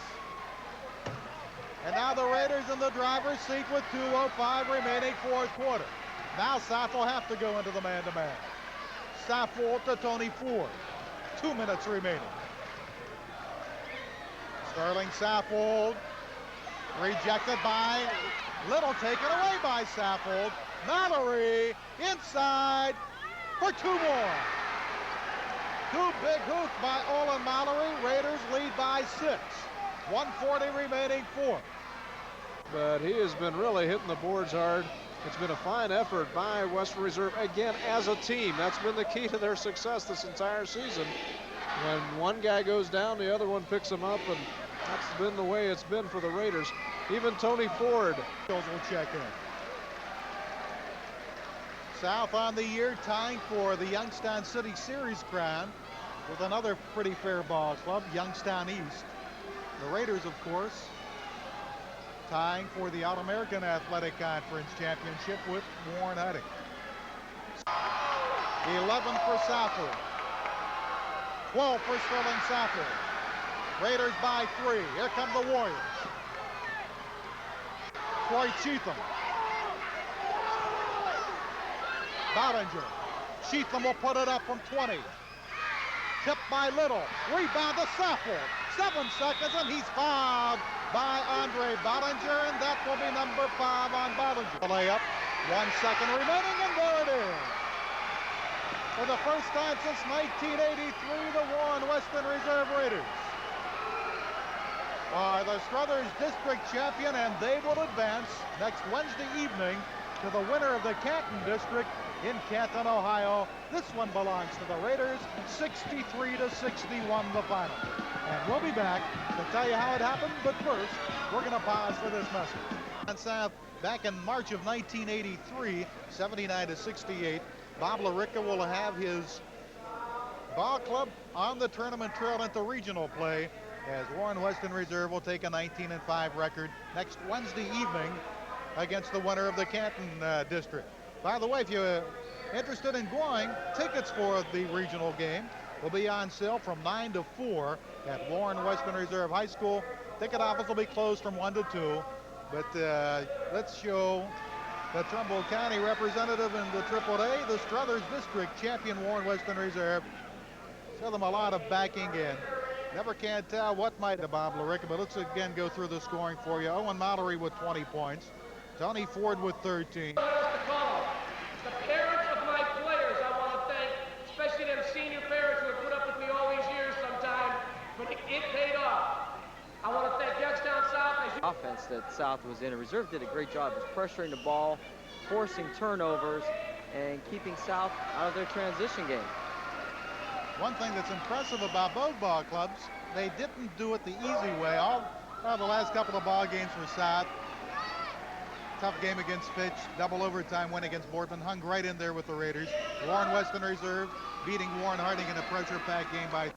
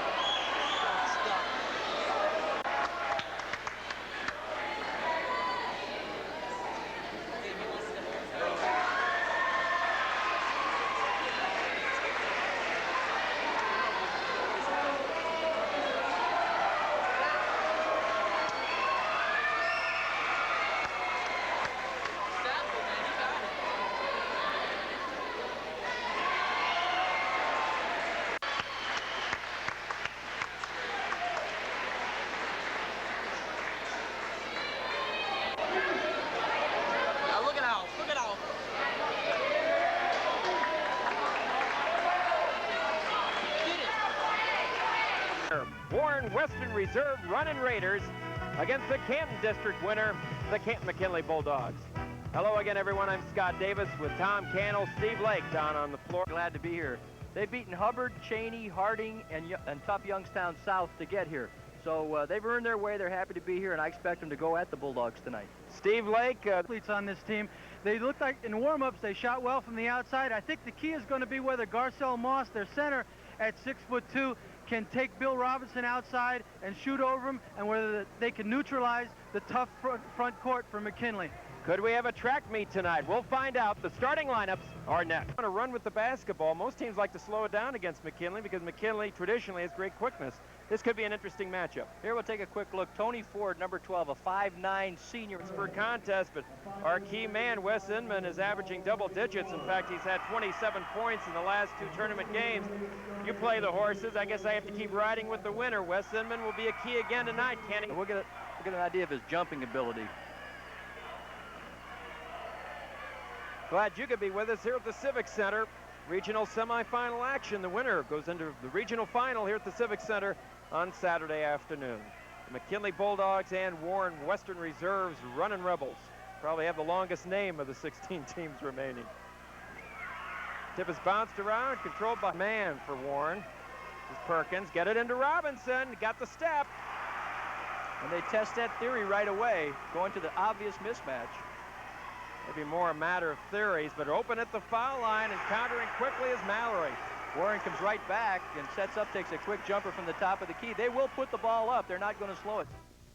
Well, Wes Inman went down with an injury, and at first you saw the heavily taped right leg, but then they... him down there. Scott Burton guarding Saffold, but to no avail. They're going up to block that shot by Saffold. He's a left-hander, and they're going up to block a right-handed shot, and he just whipped basketball. He'll put it up off the back of the iron. Robinson tip controlled by Birch. Fast break for the running Raiders. No, tip Mallory, no, he gets it back up, no, tip, no, again in. A little basketball of their own on the offensive hoop for Warren. Who do you give that one to? I think that goes to 3-4. Olin Mallory. Well, they've learned that shot. They've seen enough of it the other way tonight. And we are tied, and Burton needs some help. He needs some help in a hurry, and he doesn't get it. And Burton's on the line. The ball's turned over. Warren with the basketball and a chance again to take the lead. And some struggling guard play here in the second half for the Bulldogs. By 7. What a drive. No. But inside's Mallory, and they're hitting the offensive board. Counting the foul. And that's on Robinson. It should be his third. An offensive board work by Warren Western Reserve has got him right back into this over, and a breakaway. Breakaway for Warren. Rami Miller. Number 52 for Warren. Garcelle Moss was flattened on that break, and he's up and limping. Terry Jackson trying to get the ball across the timeline, and does. I think it's the biggest lead for Warren tonight, 5. 40 seconds to go, third period. And with that 5-point lead, that means they've outscored the Dogs by 12 here in the third period. To the hoop. Broadway for an easy bunny. But right back comes Warren. Saffold's on fire.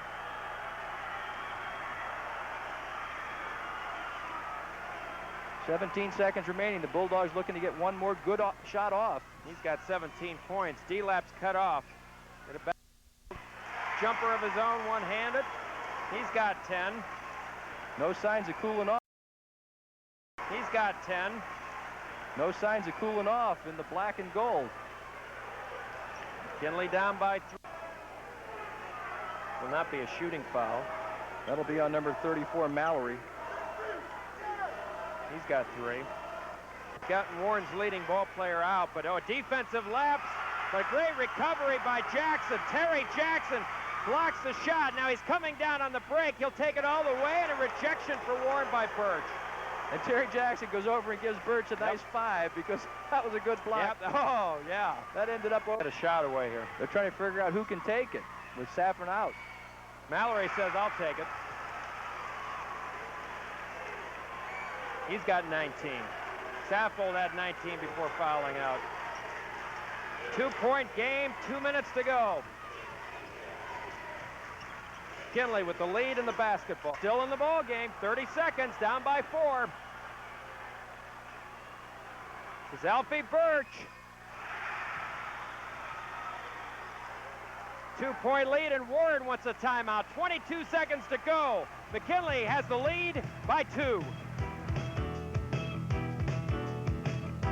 Trouble 3 out of their 5 people out there. Each have 4 fouls, so 1 more and they're gone. 1-1 though. See, that'll be it for Ford. The 64 post-game activities begin right after these words of interest.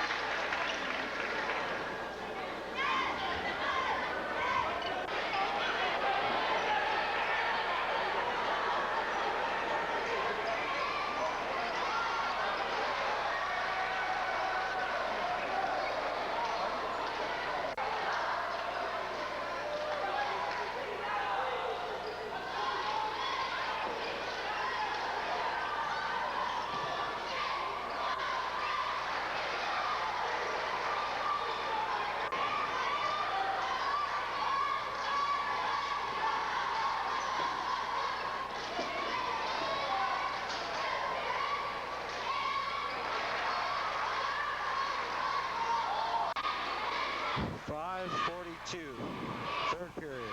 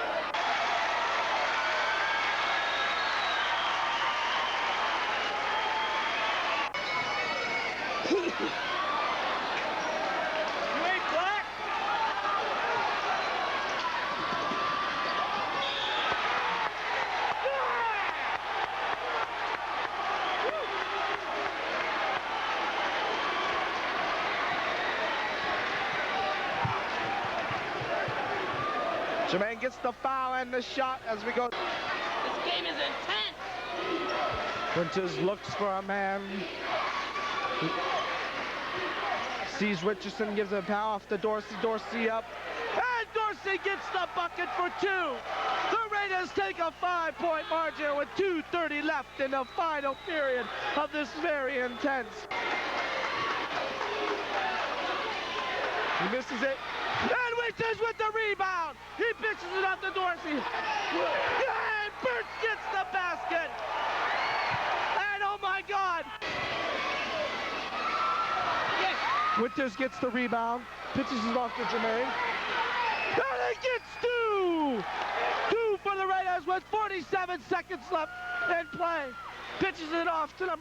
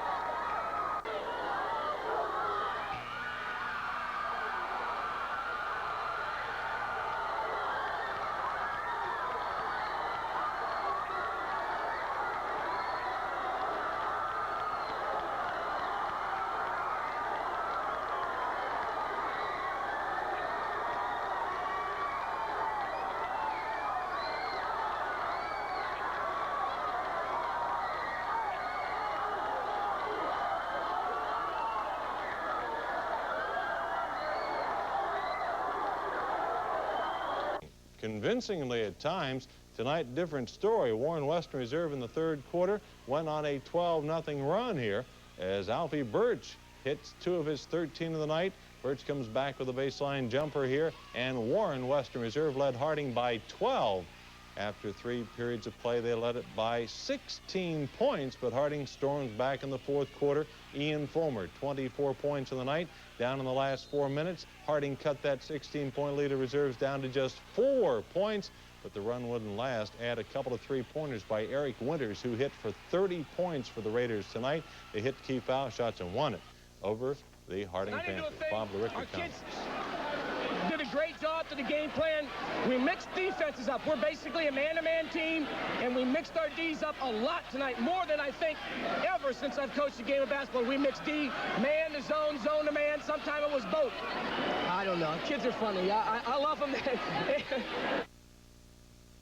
Streak against Harding coming to an end.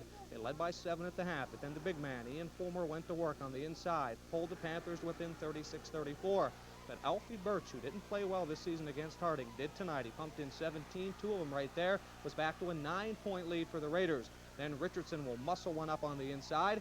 After 3, Warren Reserve led 52-36. But they couldn't deliver the knockout punch because back come the Panthers. They'll get back. Eric Winters was the story tonight. Hits the trifecta from 3 right there. That made it a 6-point lead.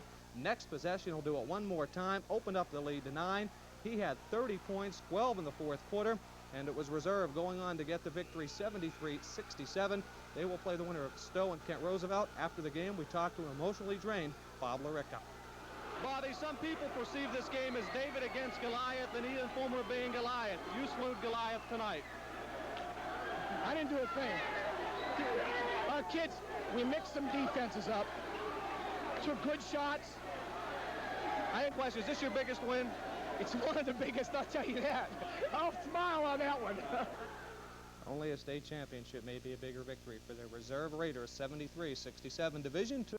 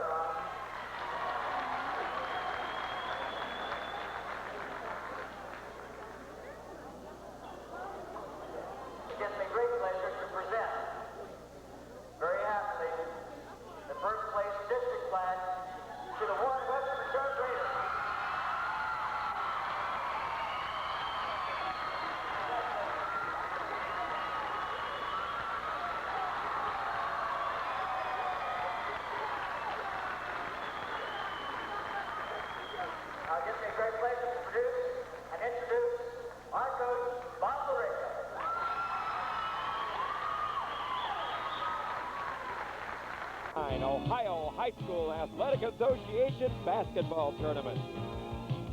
Tonight, a boys Division I Canton Regional semifinal, the Toledo-Whitmer Panthers meeting the Warren Western Reserve Raiders.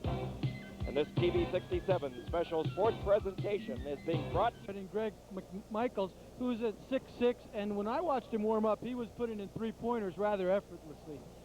For Warren, who they call themselves Warren Life in the Fast Lane Raiders, they've gone over the 100-point mark twice this year. They average 80 points a game. They like to run the ball, and they don't like to get in a half-court game. For them, they're not real tall. Alfie Birch, their leading rebounder and second leading scorer, is only 6'2". Jermaine Richardson is 6'3". They do pull down some boards, though, and they like to get going on the break. I look for a pretty high-scoring game tonight. And Delaney Jones. At forward, number 22, 6 foot, and a senior, Alfie Birch, a 3-year starter for Warren. Number 20. Michaels couldn't get it to go. Jones with it, head of the pack. Winters off the glass. Didn't waste any time getting that ball down the floor. 2-2.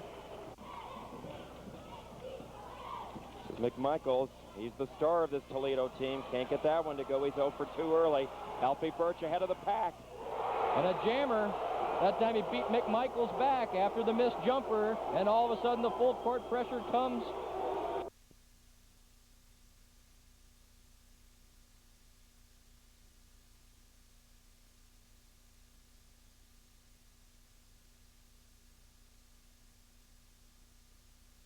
Throw the ball around the zone. Looking for a chink. There it is, baseline.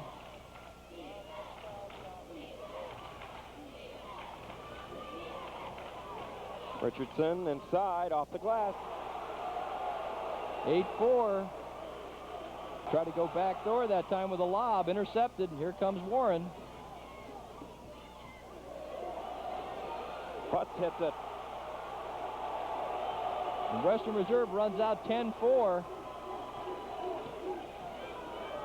Those hitters all the way. Good defense by the Raiders. Here comes the speed. Good pass. Winners. And an easy deuce. And here comes the timeout. Timeout by Rick Kapus. 3:03 to go. 12-4 the score.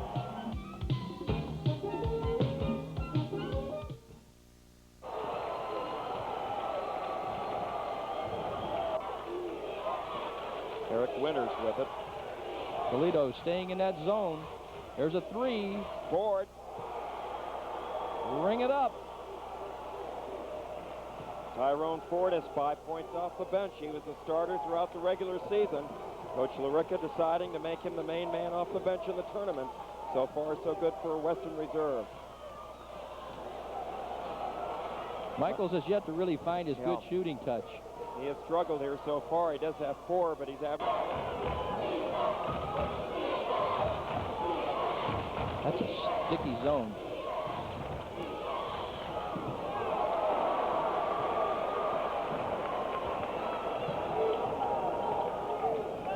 On Winters. Winters decides to take it to the hole, and he puts it through. 12-point advantage. There's Murphy. And would you believe it? The number 1 seeded team from Toledo come in, and this has been the graveyard of the seeded teams.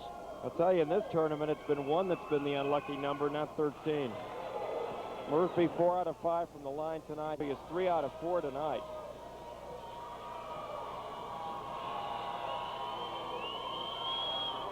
And he hits.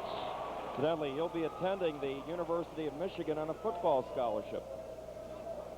Interesting tidbit. Why don't you tell the fans how the Toledo team comes K.C. Carlson, and he's going to come in and replace Eric Winters, an all-around floor game tonight by Winters, which was just outstanding.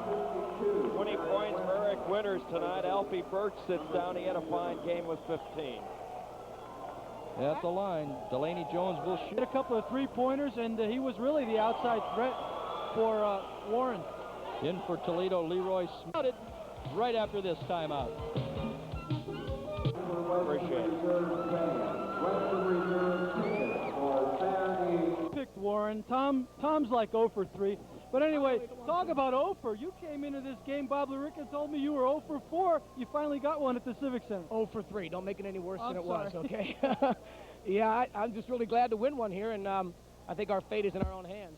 You know, you come into the finals, but looking back on this game here, it's a different ball club you've got when people like Richardson get in foul trouble and you kind of mix the careful blend you've got there. Well, I thought we had a good blend tonight. I thought we were our own worst enemy for a while. Alfie Birch did a whale of a job tonight. I mean, he guarded a kid who was 6 inches bigger than him and held him to 8 points under his average, and I think that was the key to the game. Winters, of course, helped you out on the outside in the second period when things got a little tense there as they climbed back. And did you really think that they could press you? It's like a pair of 22s are going to jump. Brian Lane and Alfie Birch. Tip controlled by Warren and Delaney Jones. Jones against Brian Lane. Swing it down here to Winters. Far side to Butts. Foul line, Alfie Birch. And we got a foul. They're going to call a foul on Johnson. No bucket. Chance to talk about the officials, Tom. And Dan Ross from Pickering with 20 points now. Inside, though, Birch right back. You can't relax against Warren Western Reserve. Split the zone with a bounce pass and got a layup. Got Shively to check in for the Polar Bears at the next break in play. Button puts it up. Can't get that one to go. Rebound by Butts. Butts kicks it out to Richardson. Richardson off the glass. Good. Richardson over Johnson. Comes away with it. Back to Eric Winters. Outside. Ford hesitated and then buries the three. Everybody wanted to walk. That's his third three-pointer of the game. He has 17 points off the bench. And what really made that bucket possible were the 2 offensive rebounds. And the ball thrown away. Warren ahead of the pack. Ford puts it in. Larry Taylor wants a timeout. 4 minutes to go here in the third period. And suddenly it's a 6-point Warren lead.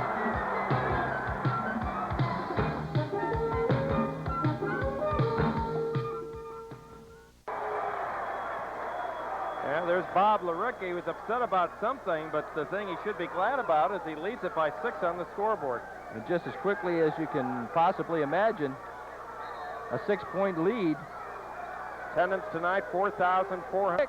But right back is Eric Winters. Can't get it to fall. Offensive rebound. Westbrook put it in. Jackson continues to climb the mountain. They fall back and they come back even. To go third period. This is Ford. He has been too much. 21 points off the bench. A non-starter. He had 7 against Toledo. He was a starter throughout the regular season, but for the tournament, Bob Laricka and his staff thought he'd be more potent off the bench. And tonight it's paying dividends big time.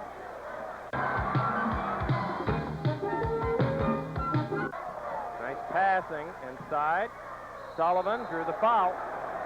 It's against Birch. He's out of here. We'll wait and see. I believe it is. That's all there is tonight, Alfie. Yep, and he's out of here. Outstanding young basketball player, though, for the Warren Western. Not the last to go as Bob Laricka wants a time. 3:37 left in this one. Warren 56, Jackson 49.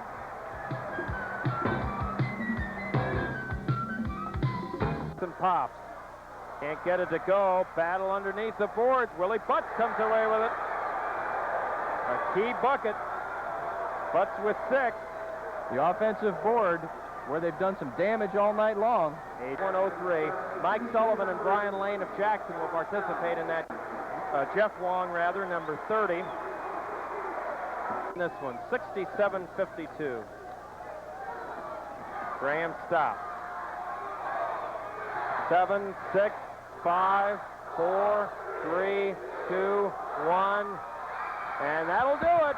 The final score, Warren Western Reserve 67 and Jackson 52. Back with post-game activities right after this.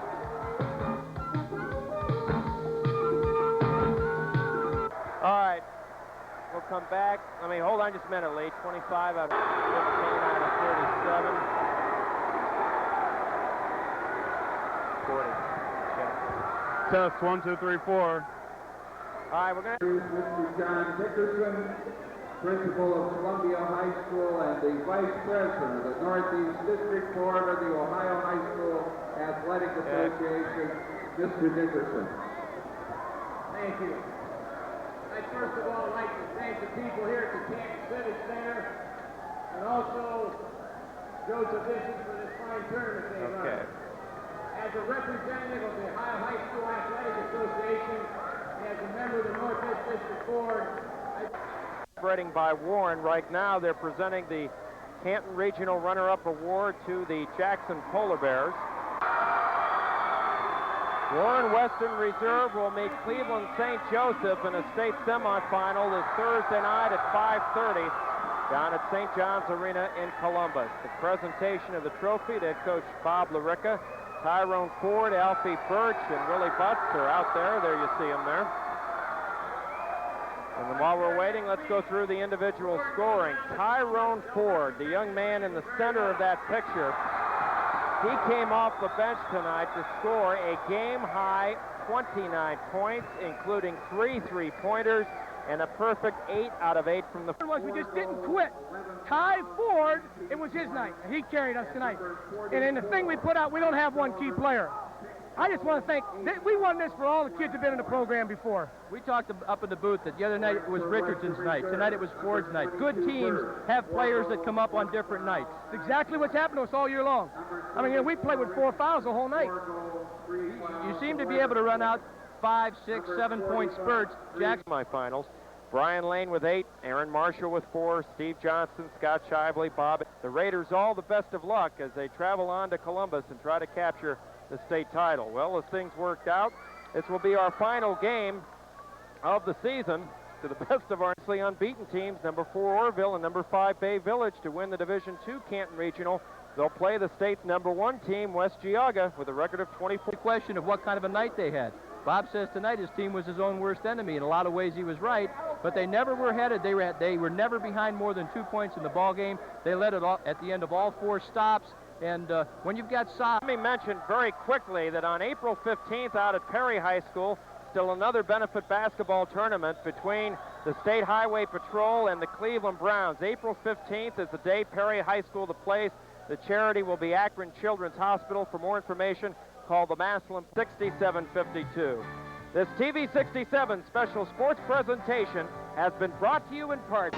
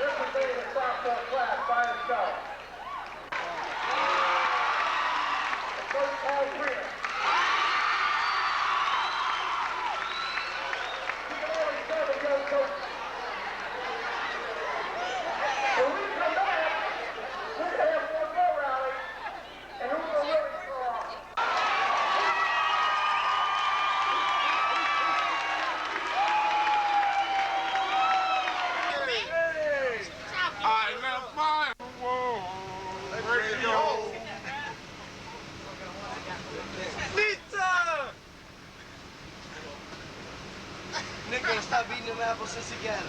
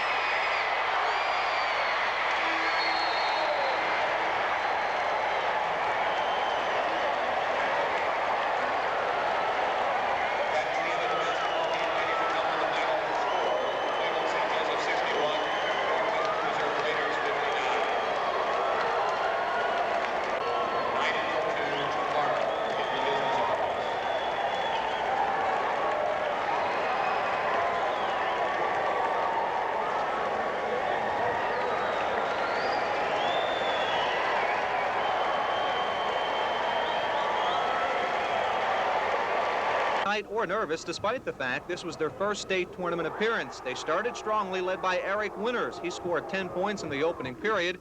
The Raiders also played well defensively, causing 7 turnovers. This one led to a Delaney Jones fast break, finds Eric Winters to his left, and after 1 quarter of play, Reserve led 16-14. Strong play on the offensive glass to open the second period by Alfie Birch. This bucket made it 22-14, the Raiders' biggest lead of the first half. Then the Vikings battled back. Tony Redding hits the turnaround jumper, and it was 22-20. But the momentum was in favor of the Raiders as they went to the locker room. Jermaine Richardson just before halftime, the slam jam right hand with authority. The Raiders walked off the court leading 26-20. But Big Mo switched in a hurry in 59-56 with only 1 minute to go in the game, the closest the Raiders were in the fourth quarter. Then with 3 seconds to play, down 61-58, Eric Winters was fouled. He hit the first free throw and intentionally had to miss the second. That he did, and the Raiders got the rebound and missed 3 opportunities, Birch once and Westbrook twice, as they couldn't get a clean shot at the bucket. Cleveland St. Joe prevails 61-59. On the long ride home to Warren tonight, the Raiders will think about what could have. If you had seen us play all year long, not many people tried to give us any kind of pressure because we usually found the gaps in it. They're big kids who are good athletes, caused us some problems with it. I basically think that was the difference in the game. The Vikings defense on Eric Winters' turn. This day, guys, it's your last time to torture Mr. Church.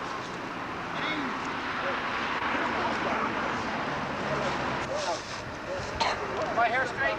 Yeah, your hair is straight. It's okay, you can't smile with them things on. Like a lizard. Paul Ham Trina. Poke that chest out. I got both ways. Hey, stick. She had a board. Maine. All right, Maine. Maine. You take a couple. That's like 6. Half dozen. Are you ready, Maine? Smile. Hey, man, you know we're taking a half dozen. That one over again. That one. Just think about them 52 sausages you put on today. You got it. Hey, man. Hey, how you feel about this trip to Columbus? Fine.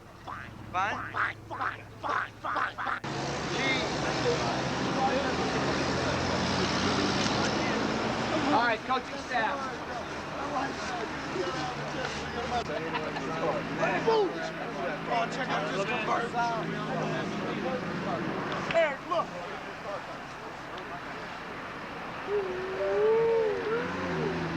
He's on.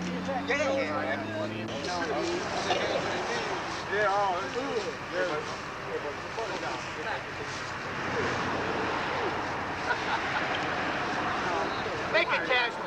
Make it casual. Make it casual.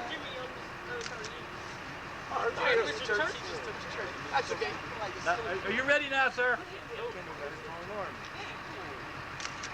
Take my hands off my pocket. Wait. All right, one more time for Dylan. One more time. That's all. No more. Gee. All right, now before we leave, is there anybody who wants a picture or anything else for their own or something we should take? Picture on Jimmy Schultz.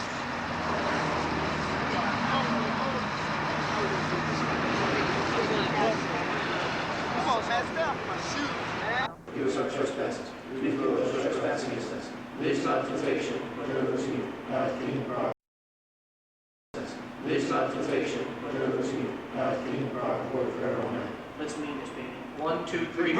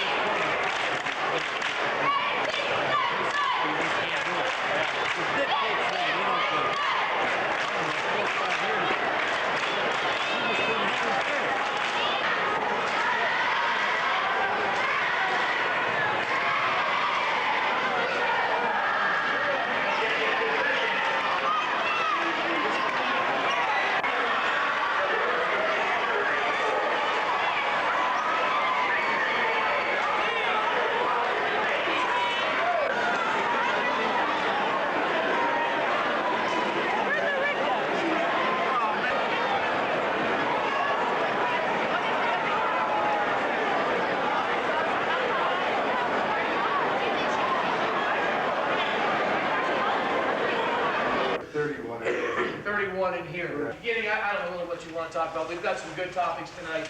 But the first topic is our sectional brackets that I have in front of you.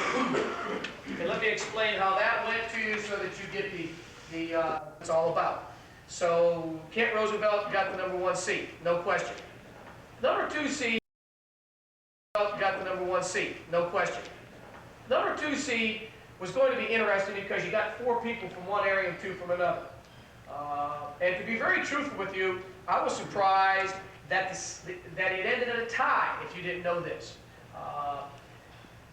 Hudson, Stowe, and Kent voted for Stowe. And you know, that surprised me to a degree. I had this feeling that maybe Kent Roosevelt, that's Bill, and I'm not real bright, but there's only one space to go. Typical of my humor, the coach from Walsh is sitting, oh, like so, with his back to me, like where Vlad's at, with his back. So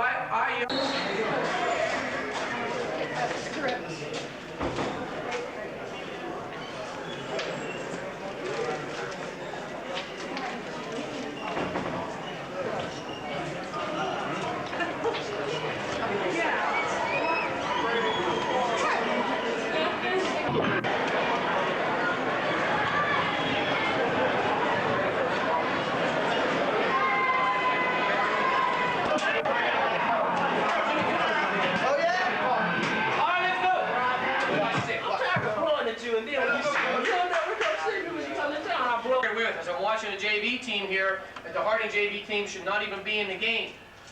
That's the same way the varsity game should go. They should not be in the game. But this is not a game, if you read the paper at all, this is not a game for Coach Booba, this is not a game for Coach LaRicca, or for Delaney Jones, or for Jim Ware, or for any one of you singly. This is not a game for you. They're not playing this game for you. They're playing this game for the team and for Western Reserve High School. And that's the way we have to approach it. I want the ball passed to open people. I want our emotions clean. Nothing silly. No fighting, no arguments. They're going to try to get some of us in trouble. They have no other choice. They're very bare down there. Basketball-wise, we went through a whole game plan. You know what we want to run. Make sure we run it. I've got everything sitting here in front of me if we need some calls. We don't need a lot of calls, just ball movement. Let's